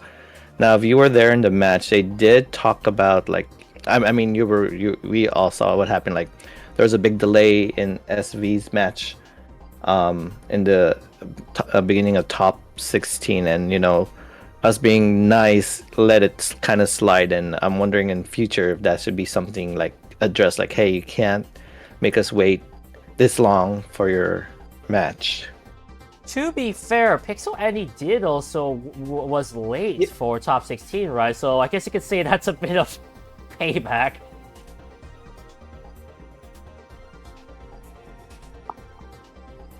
At least that's what I remembered. Like, yeah, I mean, the ideal situation is players aren't late. I think there was, yeah. Oh yeah, what was it? It's tough. I think there's going to be some stricter protocol next year. Yeah, I was about to say, I actually remember the chat when I was restreaming top 16. Like, someone mentioned about SV, like, still in a cab or something like that. Yeah, I think he was just either woke up late, and then the ride to go to the convention was far because he wanted to, I guess, get a cheaper place to stay rather than, you know, have a venue closer or stay at a venue closer to CTWC. But of course, that caused a big delay on CT2 that match. So of course, maybe having more stricter protocols, like what aGameScout was saying, would be the thing, because it was a big delay. But of course, with Alex's perfect run, it kind of balanced it out, maybe. Probably, yeah. Yeah, no, I heard Kingsman afterwards. He was very, very relieved that the tournament finished with 3 sweeps because it helped save them some time. Sorry. That's just a funny statement, honestly. I'm glad the tournament ended with 3 sweeps. An organizer, yeah. As a tournament organizer, you end up rooting for different things to happen than maybe as a spectator. Because ran into the same issue at the Philly Regional, where we were, you know, the venue closes at 9. It's already 7 p.m. and we still got to do the semis and finals. So it gets stressful as a tournament organizer because as a fan, you aren't really thinking about a lot of the practical considerations of running a tournament. So yeah, I mean, SV could have caused the tournament to go overtime. So again, but they were also in the situation of, you know, SV's flown all the way across the pond to get here. They don't want to disqualify him for showing up a little bit late, but just, you know, they'll, I think it'll be very clear in player meetings going forward that they're Kingsman, to be fair, you should be thanking Alex more rather than the sweeps. Anyways, on to the semifinal match, and oh boy, AlexThach versus Blue Scooty. How about that for a semifinal match? Yeah, and this is the thing I commented earlier about Scooty's controller, or maybe nerves, or both happening with him. Yeah, right out the gate, you can see the notes I put up. 17% Tetris rate after about 32 lines, so you can tell I can see what you mentioned about Blue Scooty having issues coming to light. Yeah, because like one of the controller thing Scooty's mom did was she was either loosening or tightening the screw, and she's like, it still feels the same, and maybe you're just getting nervous that you're facing AlexThach or you're in the top 4 again. Nice to see, admittedly, the family support that Blue Scooty has, I'll be honest. But just hearing that, it warms my heart. Alright, now for game 2. David, we repeated this over and over again. What can you do?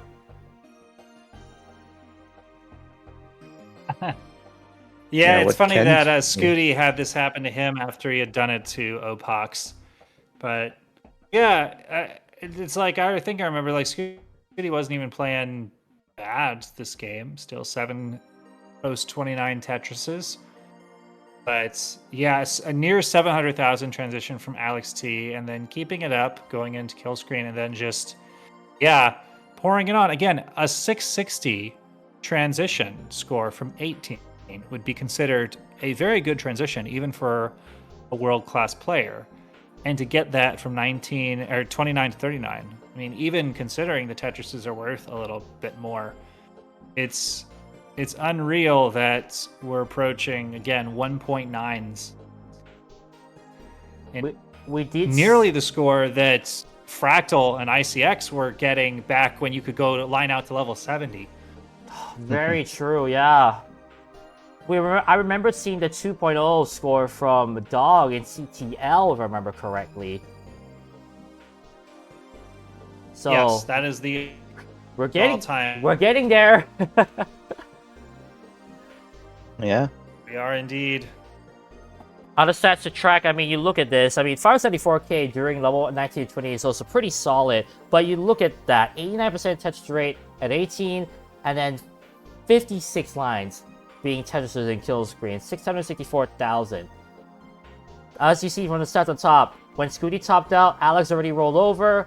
And look at that. I mean, I made them excellent error, but 74% overall Tetris rate. I mean, maybe that. I was gonna say, you know how we always joke about how many percent rate you need for max out pace? I feel like you need a certain amount of percentage Tetris rate for a 2 million. I don't know what you call that. You can't call that a double max out. I mean, maybe you could. I don't know. We might have to have something to call that once we finally see it. But honestly, looking at this, it might end up take like a 78 or 79% for someone to finally hit 2 mil, I would say. Because again, I think you'll agree with this. 60% I think was like kind of the threshold. 59 to 60% was like the threshold for a regular max out.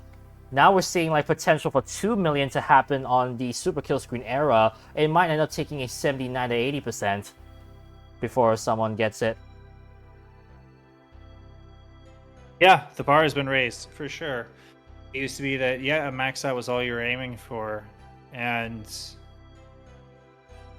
yeah, I knew getting a world record losing score, and it was barely above a max out.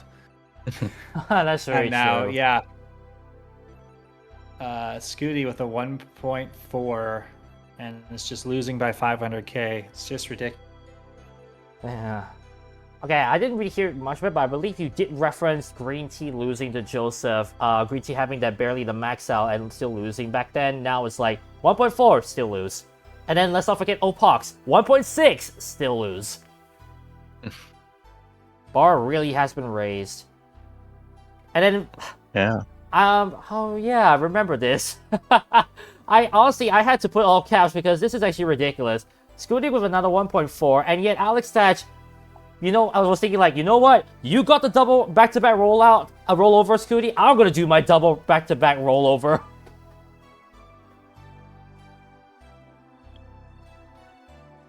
That is really cool. 6 straight phases with 500k points. So when I say phase, I mean like level 18 is a phase, level 19 to 28 is a phase, level 29 to 38 is a phase. Yeah, for sure. And then 69% overall Tetris rate, Alex. I mean, we talked about consistency back in game, like match 3 of top 8. Like, this is consistency that garners a champion. But honestly, when we look at it, it's like, is this real life?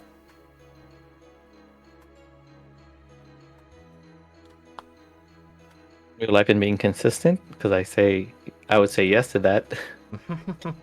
It's just incredible. And that consistency... I think, you know, if you're going to go on a World Championships winning run, you got to do something like You gotta do something like that, yeah, indeed. show the world that you deserve it. And let's continue to get consistency. While it's not that high of a level, we still see that consistency in Grand Finals. And Ninja aGameScout, I want your input on this because I'm not too sure if the commentators commented on this. Didn't every game in the Grand Finals had a 1.4 and higher?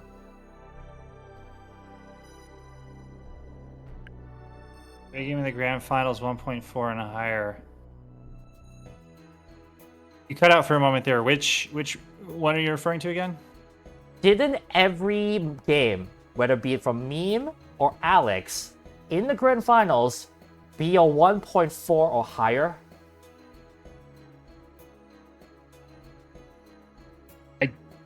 I wasn't keeping track of that at the time, but I do remember all the games being very hype. Well, spoiler alert, every game was 1.4 or higher. Which, Yep, again, 1.4 or what? Like, we saw Dog. I remember we saw Dog versus Alex last year, and we thought that was a great match. Even despite this being a sweep, oh my goodness. Straight out of the gate, though, well, I mean, look at these scores. Actually, I would say Dog versus Alex was a little scuffed last year. There was the infamous chair gate, and then game 3, there was the early top outs right after 29 from both of them. Every game was fire, as you're saying. Mm-hmm. This was a whole nother level of, Dog and Alex T. I mean, Dog and Alex T, I feel like it's more of the drama with the decider. This is just, like, pure consistency, not only just from Alex, but from both players. As you'll see in a moment. But I'll let you have a look at these stats. I mean, hoy. AlexThach taking game 1 over Meme, I believe, topping out level 36 early. That's why we stopped there. And you see the segments, each of the segments. Then we go to game number 2, almost about the same. AlexThach though with the 620k and level 1928. This is kind of why I was saying where even the middle section being good can easily make or break your game. Also, I meant to put, I think it was 30-something. Oh boy, I forgot the level. I think it was 35 that they top out, so that was an error on my part. We'll change that.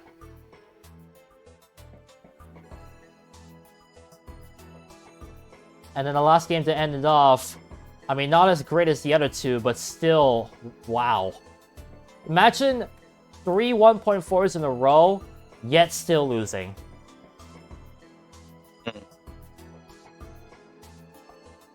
Although you can see that Meme kind of had a bad start comparably.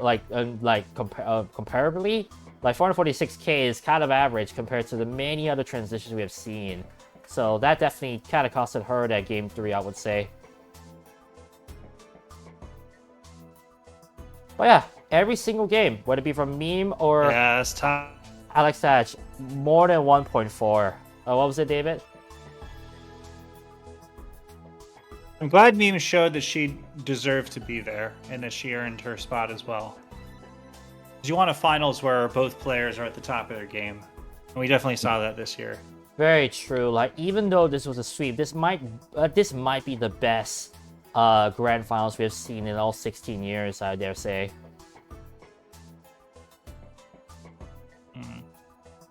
But to think that we're seeing this kind of level, I mean, if this is what we saw this year, God help us for 2026.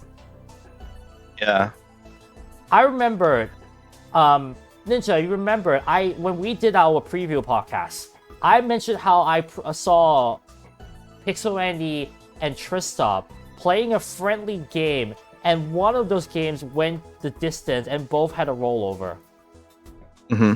And then the game after, Tristop got his second rollover in a row. Wow. I was correct in saying that was foreshadowing because we saw that in spades this year. Yeesh. Also, casual thing to note, how about a total of 44 kill screen Tetrises in this match alone, despite being only 3 games? 44? That's a lot. Oh, yeah. It is. Yeah, I mentioned like 170 kill screen Tetrises in total. 44 of those were in the grand finals. Which means one of every 4 kill screen Tetrises, for those wondering. Well, that's absolutely nuts. And what do you expect for the grand finals? But, I mean, unprecedented all the more when you compare it to yesteryears.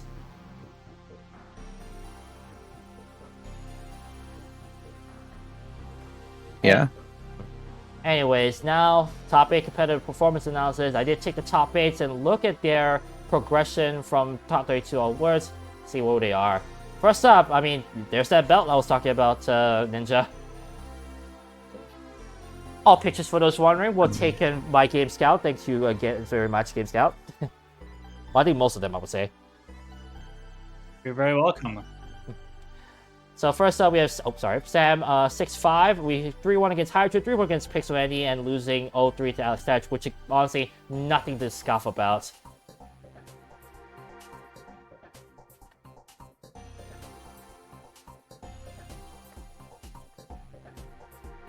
Top British player for those. Another thing to note. Did have one game, as I said before, did not go to kill screen. That was against AlexThach. But still, like, he still been himself, and that 1.48 being the highest score, I mean, that showed that potential that he had. Yeah. And David, is it that this is third top 8 appearance in a row? If I remember correctly? SV? Because I feel as though I've showed him... Is it? I think he went... I believe he went out dog in the top 16 2 years ago. I could be wrong about that, but I think that was a top 16 match. I might be thinking regardless, he's been on the rise for a while. Yeah, and that consistency is something not to scoff at all. It's such great to see. It's so great to see. 7th place, we go to Cobra, 7-4. I don't know about the feel of his run. Like, honestly, for Cobra, I feel like for round 1 and round 2, he definitely had some easier players, I would say, compared to the others. Nothing to scoff at with his matches, though.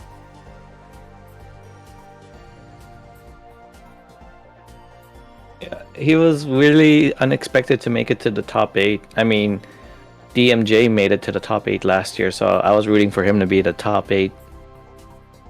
And nope, he was knocked out by Cobra, but honestly, it really was just transition-wise to level 29 that ruined his run at top 8. That might have also been from nerves, I would say, facing against Scooty. I mean, only Cobra knows why, but that's just, I would say, speculation on my part looking at how he was playing.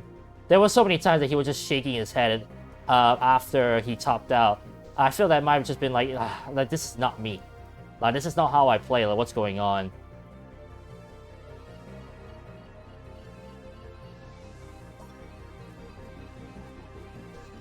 Alright, next one to talk about is Miles. Wait, sorry, wrong picture.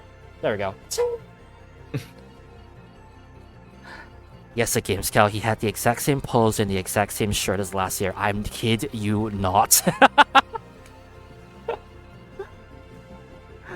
Like, This was his picture last year. This is his picture this year. Spot the difference. Changed. The exposure, maybe. I can spot the difference. I think Gilbert and Kyle did a great job setting the lighting, because last year was the first year we'd had like really strong lighting in the booth, but it did cause some harsh shadows on the faces. So you can definitely see the difference with how they set up the lighting this year. They put the lights very high up, and they put a specific marker on the ground for where you were to stand, so that you didn't get those harsh shadows, because you can definitely see the difference if you switch back to the 2024 one. Oh, whoop, there we go. Ah, yeah, indeed. Yeah, I can see that, yeah. The harsh shadow within the shoulders compared to this is a lot better. Like, it's well lit, but yeah. Yeah. That's actually pretty cool.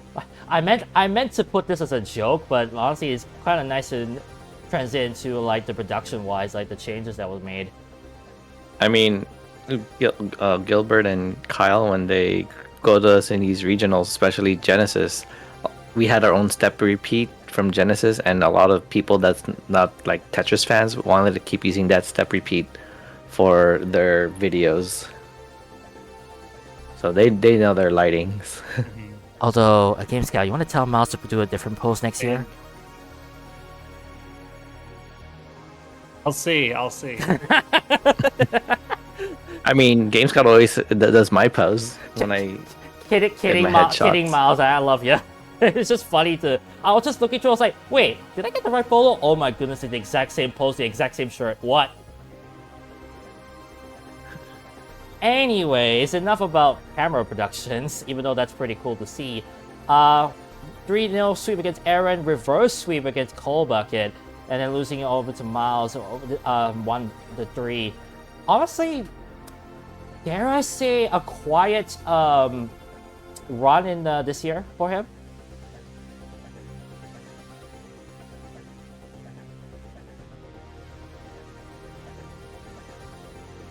For me, it just felt like, you know, like, okay, I'm not saying that his opponents were like, not as good, but they definitely like had. I mean, of course, the reverse sweep is also nothing to scoff at, but I feel like when it came to his matches, there was like mostly cases of like, you know, he's able to dominate, or like his opponent unfortunately like couldn't keep up, basically.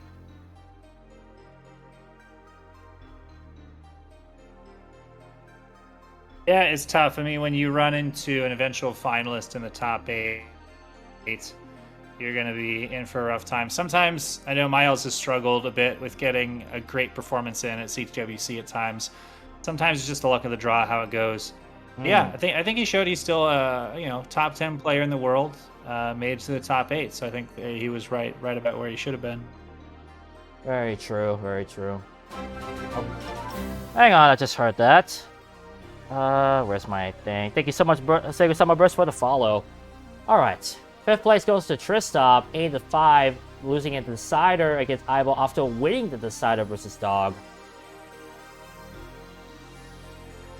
And unfortunately, yeah, I mean, that lowest score non-force top up being 620k, being one of his games against Eyeball, that definitely stings for him. But nonetheless, such a strong run, and continuing his legacy as the Dark Horse.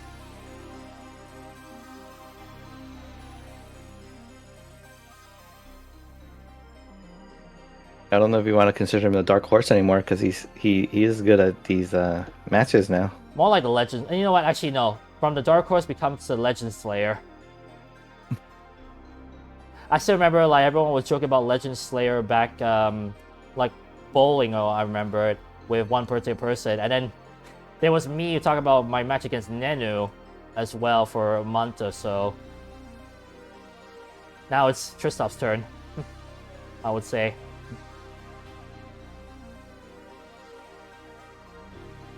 Alright, now to the semifinalists and those who finished there. Blue Scooty finishing 4th, losing on the sweep against AlexThach, beating Opox, Fractal, and Cobra.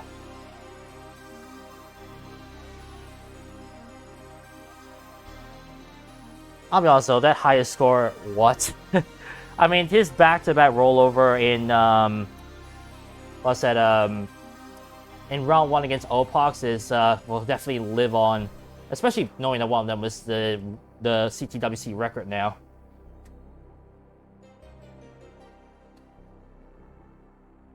Also, Summerburst in my chat says hi to you, Ninja. Oh yeah. Hello. I responded to her in chat. Any comments about Blue Scooty, admittedly? I'm curious about what you guys thought about his performance. I mean, he really performed really well until, of course, he was getting closer to the finals. And like I said in our preview or my prediction, like, you know, he has been like he was in a dominant, like, I think he was like in a lot of finals matches. Now that the documentary crew is not like following him anymore. Yeah, and also the CTM streak that he had to. I mean, I also had him on my prediction list, just a bit higher. It's just unfortunate that he did run into the buzzsaw that was AlexThach. David, any comments? Yeah, you know, I think Scooty performed well in the pre-rankings that Marfum shared with me, where it was like Dog number 1, Scooty number 2, and then Alex and Meme 3 and 4. Scooty, I was hoping he would at least make it to the semis. I know the documentary crew was really, really rooting for him to win this year because it'd be helpful for the promotion of the film. Yeah, the documentary. You know, I think he can go out happy and satisfied this year with his performance, even with the controller issues with AlexThach. You know, what can you do against something like that? Last year, I think it was obviously disappointing to go on the top 8 versus Tristop.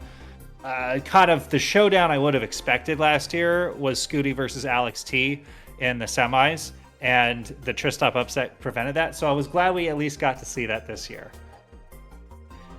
It's funny that you mentioned about controller issues, because I remember like in the Singapore qualifier this year, the Singapore tournament, Nutritic Acid, one of our top players, admitted to me that he was having problems with his controller, and that was what caused a lot of like his top outs this year. He also top out against me, and I actually ended up taking a game off of him. So I know what it looks like to have a faulty controller and not having as great of a play as you usually are. It definitely stinks.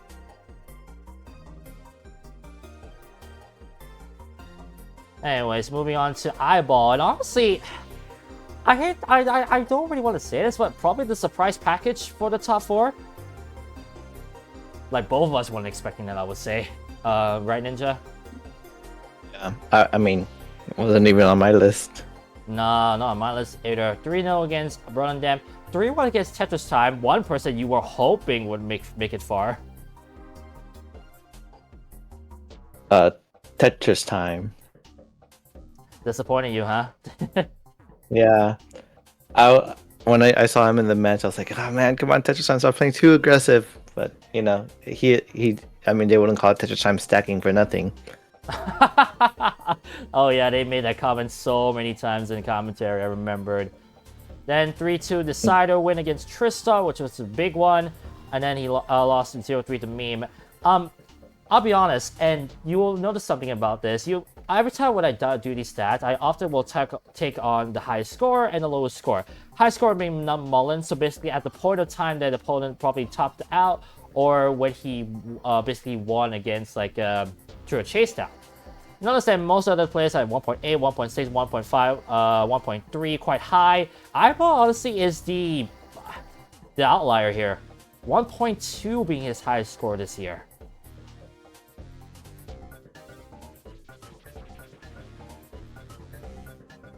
Which I mean, how to say this? Usually, you don't have to always be the best. Yeah, in order I think to... he won a lot. Go ahead, David. Sorry. Yeah, I think you just won a lot of matches from putting up decent scores and having the luck of the flip go his way sometimes. So, yeah, I mean, I think he would have considered, most people would have considered a top 4 and over performance from here, but occasionally that's how things go. You are a top player, you put in the work, and you get a great run sometimes. Right people at the right time, I dare say.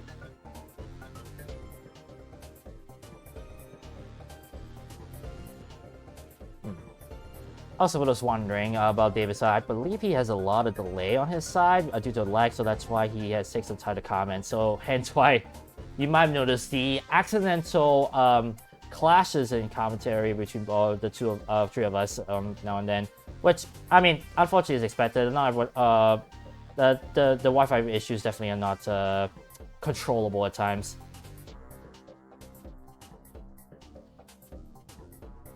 Anyways, moving on to our top two. Second place being Meme, of course. First time top 8, and now made it all the way to Grand Finals. And to be fair, I'll be honest, not necessarily the easiest run, I would say. Yeah, not an easy runs. Like, you look at these players, like, you have Guafi, you have Miles, you have Eyeball, who she had to face. And granted, even though Eyeball was a sweep, you can't say that Eyeball is not a good player. Like, she still had great competition leading up to finals. Although, I dare say, she probably was not expecting herself to make it to finals, considering her reaction after her win against Eyeball. Yeah. Still, though, I would say a fantastic performance this year, and I'm honestly glad that she made it that far. Definitely, I mean, it definitely hurts to know that you lost with 3 1.4s in a row, but I think she can definitely hold her head up high, considering what she has managed to do on her first, like, big run in CTWC. If not her first run, because honestly, I kept forgetting if she was in previous tournaments.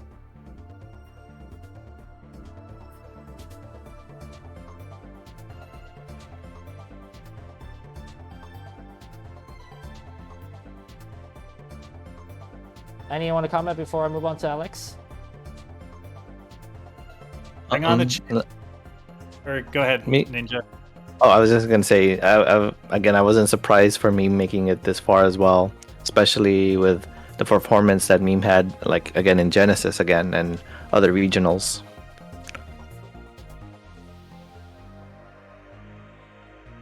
David? Yeah, after Meme's win versus AlexThach in Genesis, that was really what solidified her for me as like a top contender this year. And it's really nice redemption for her after she honestly deserved a run like this in CTWC back in 2021, but had the infamous set versus Ruins in the top 16, which was just insane at the time. So yeah, nice redemption for Meme. I agree indeed. But you say nice redemption for Meme, there's also the absolute monster that was AlexThach. I mean, honestly, you can see like there, 3-0, 3-0, 3-0, 3-0, 3-0. That is probably the most satisfying thing to see. You also can see some other stats I've noted out. 63 out of 170 killstreak Tetris in the top 8. That is easily above 1 in every 3 killscreen Tetris being his. 1.7 for those wondering is because when he won against oh, hang on, I'm trying to remember. 1.7 is because he topped out level 39 game 3 against Heps whilst Heps was still playing. So that's why I consider not a Mullen. Yeah, he was still playing it until Heps topped out. Indeed. But then, of course, AlexThach already reached 39 there. Yeah. And then I didn't have to put a lower score because guess what? He never lost. Which I can't believe I get to put that stat up for the very first time on this list. It's just insane to think that we finally see a run like this for the ages after 15 years since Jonas Neubauer, as you mentioned, David. I mean, do you think we'll ever see this again? Potentially from Alex? I mean, I don't know about Alex. Oh, sorry. Go for it. aGameScout. It's tough to do the back 3 back, but you never know. It's probably it could happen again, but it'll probably be a while. This was a pretty special run. I was just gonna comment as well, like with these players that we're getting, it's like it's hard to see back-to-back champions now, and for AlexThach to do it in this play field, I think again is show his dominance and being a. It's gonna be hard to be a back three back when all the other players are gonna probably be training just as hard now, just to make sure that they could dethrone Alex. Indeed. One last question before I move on to the next slide. Do you think he will get rebirth by the end of 2025? I think if he wants it. You say that it's easy for him to just grab it? Because like I know that he's had the runs and he's like one time he got like just too tired because it does take a toll mentally playing that long. Oh, it does. It still humors me knowing that when Dog got it, like finished his run, I think it was like an hour 40 minutes. I remember it, like 100 minutes compared to when AlexThach had that that momentous 10 mil run that cashed him $2,000. He played for almost exactly an hour. It's gonna take probably the mental strength of, I dare say, you know, an athlete, double the athlete maybe, for someone to like, you know, get to rebirth, let alone even play like a full loop. But you never know. We never know who all of a sudden will come up from their trenches to prove themselves worthy of a CTWC title. Yeah, it's exciting. It's exciting because I think AlexThach. What year was he born? Born after CTWC already started. Must be close. 2000 and wait, 11?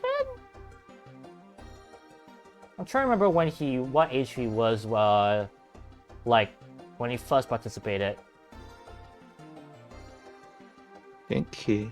Yes, I think he might have been born 2009, so we might have missed it by 1 year. But yeah, it's coming. The first champion to be born after CTWC started will come soon, I'm sure. Yeah. Actually, isn't Dog also born in the same year? I think so. Oh man. Maybe a year earlier. We're getting old. Actually, I forgot. There's a place I can check this. Let's see. Incredible. Man. I remember we talked about it, like the paradigm shift of like, you know, the age groups for this tournament, and it really is showing. Okay, yeah, AlexThach is November 5th, 2008. Was his birthday, so it was a year off, but yeah, it's getting close. It really is. All right. With that said, final ending thoughts. But before that, Ninja, dare I say, is no competition who won the prediction game? Would it be me? Gee, I wonder. Ooh, man, the fact that you almost had a pure perfect top 4 bracket.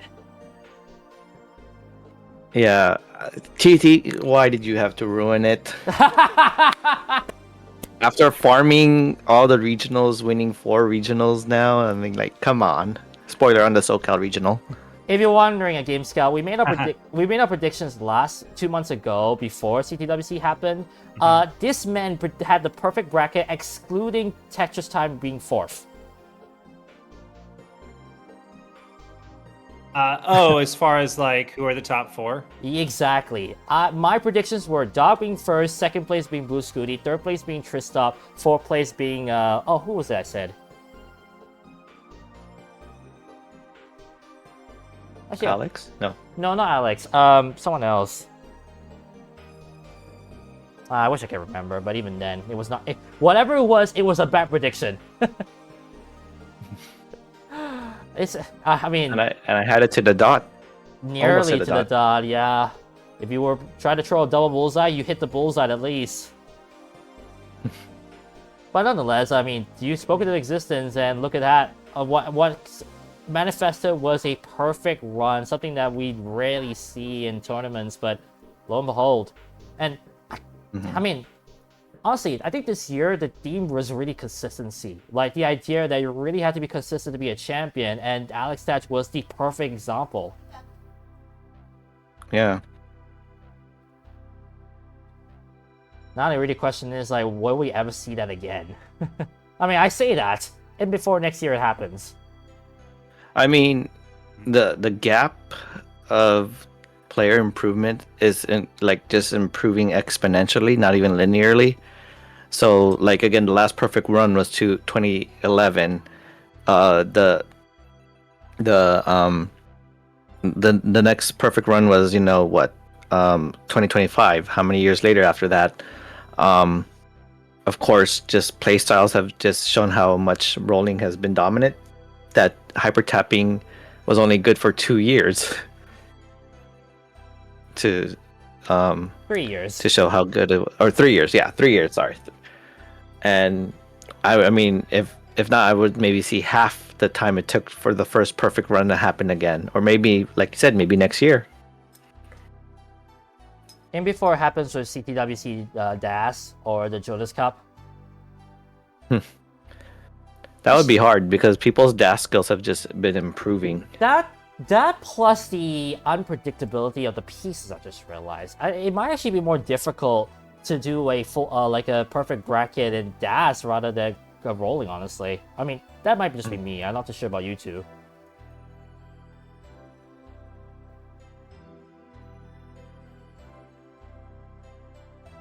But this is where I wanted your opinions about that. No, I it would be harder for me to see that in DAS. Yeah, DAS is very volatile, so we will see. I think we're closer to the skill ceiling in DAS than we are to the skill ceiling in roll, but who knows? Maybe we'll see with this new knuckle rolling thing that Xlandy is doing. Who knows if everyone will switch over. Wait, there's knuckle rolling? What? Oh, yeah. It's a whole thing. You want to explain? I'm curious. Andy injured his hand last year. He got tendonitis from rolling too much or just repetitive stress injury. So he figured out an alternate way to roll by using his knuckles instead of actually moving his fingers. So his hand isn't like really moving. It's just his like wrist going back and forth. So he's finally able to roll again, and he won CTM Masters this past month in really dramatic fashion. And CTWC was kind of the first time we saw him knuckle rolling in a huge event again. And in a matter of like 2 months, he says he's been working on it for several months, getting it down. But in the past 2 months, he's looked phenomenal with it.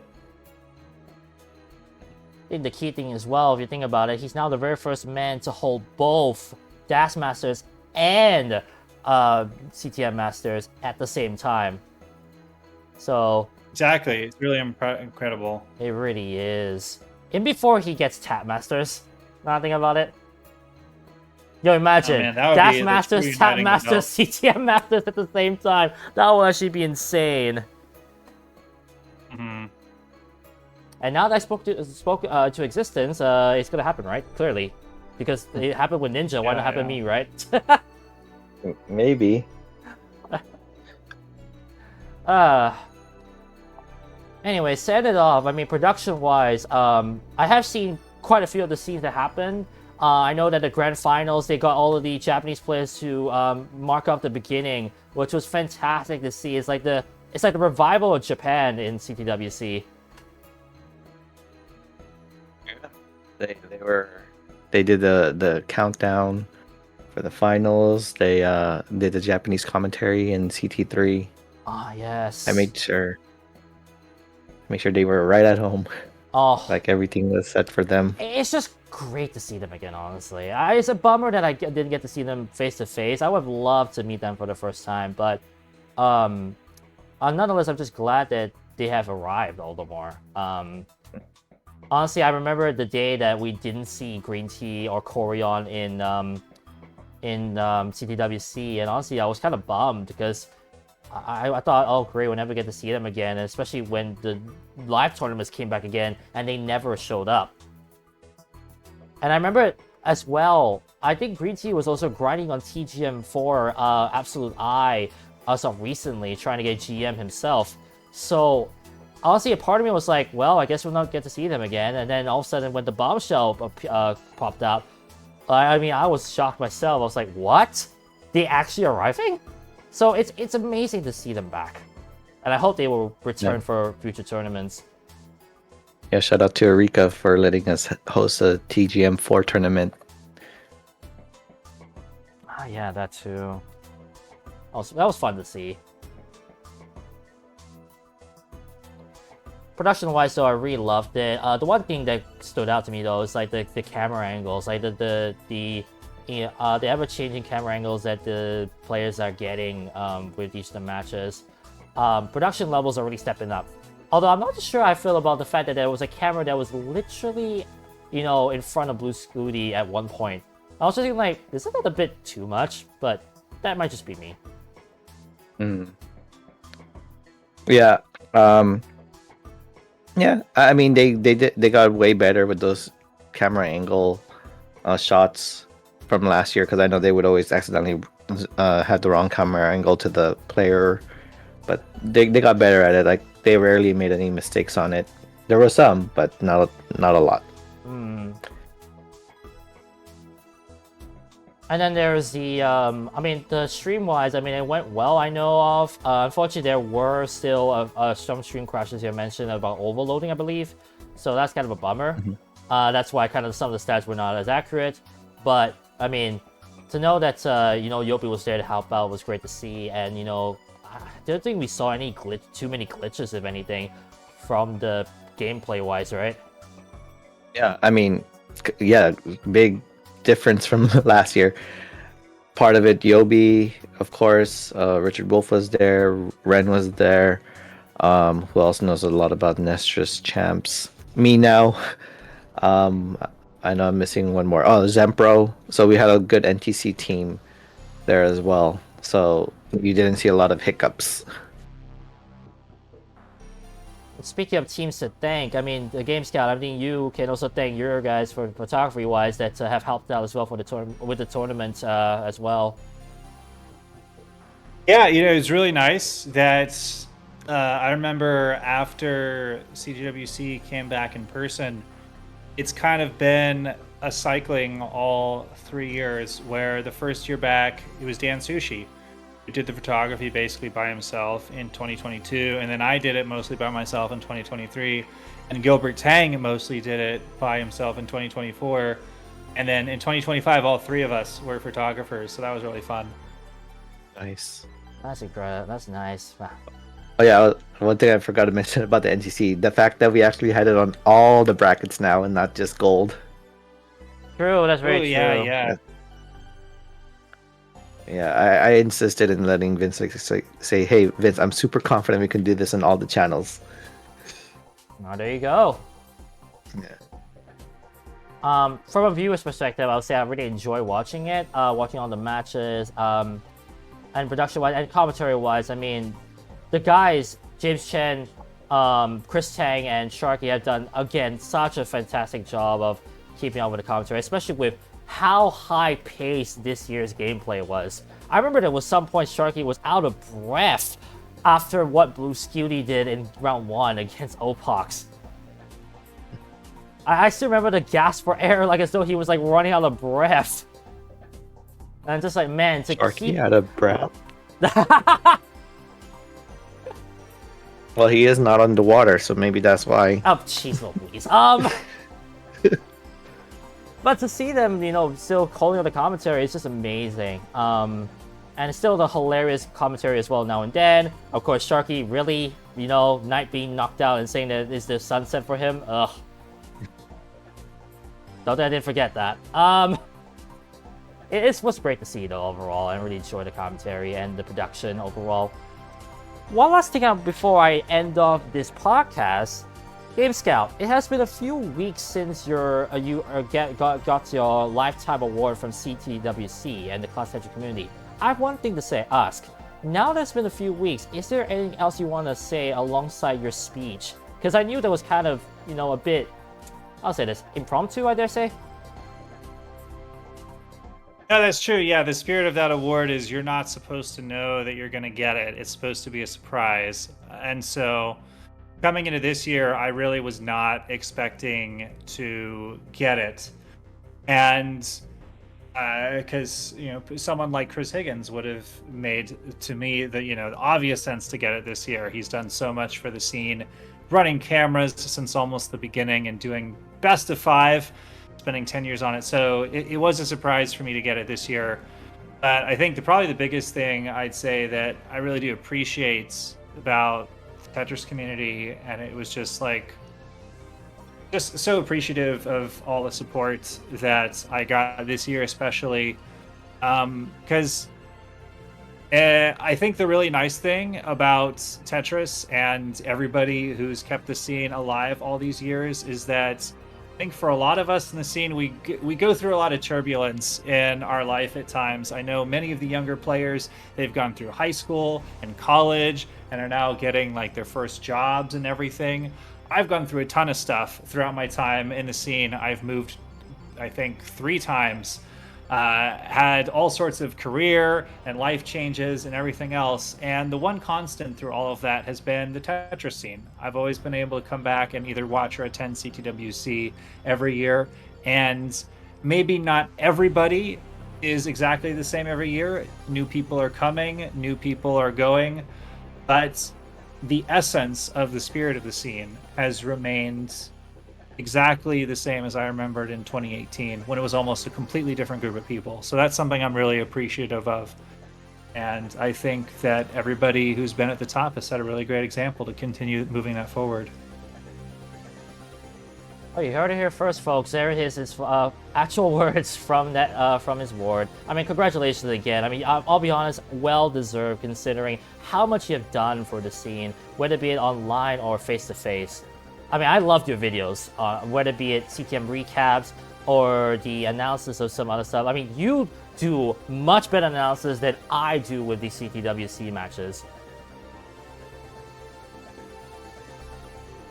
Like I said, you definitely raised the bar here with all these stats. I actually really enjoyed last year with how much you had prepared, and this year was no exception. It's really nice to be able to reminisce and break all this stuff down. So it is an honor to get to do it with you, Leah, my friend. So I appreciate it. Thank you very much. Definitely looking forward to next year to we'll do this all over again. Potentially maybe preview as well with all 3 of us as well. We're curious to see who has the better bracket once again. We'll find out. Then before it's Ninja again. Ugh. Perfect bracket. Almost perfect bracket. Ugh. Oh, well, ladies and gentlemen, with that said, that is going to be the end of this podcast. As we said, we got through everything we want to talk about CTWC, and we can't wait for next year. Man, it just feels as though it was yesterday. Can't wait for next year to break this down once again, and we'll see if a new champion is in sight or another previous champion comes back to put themselves on the map. For sure. We'll find out. Tune in.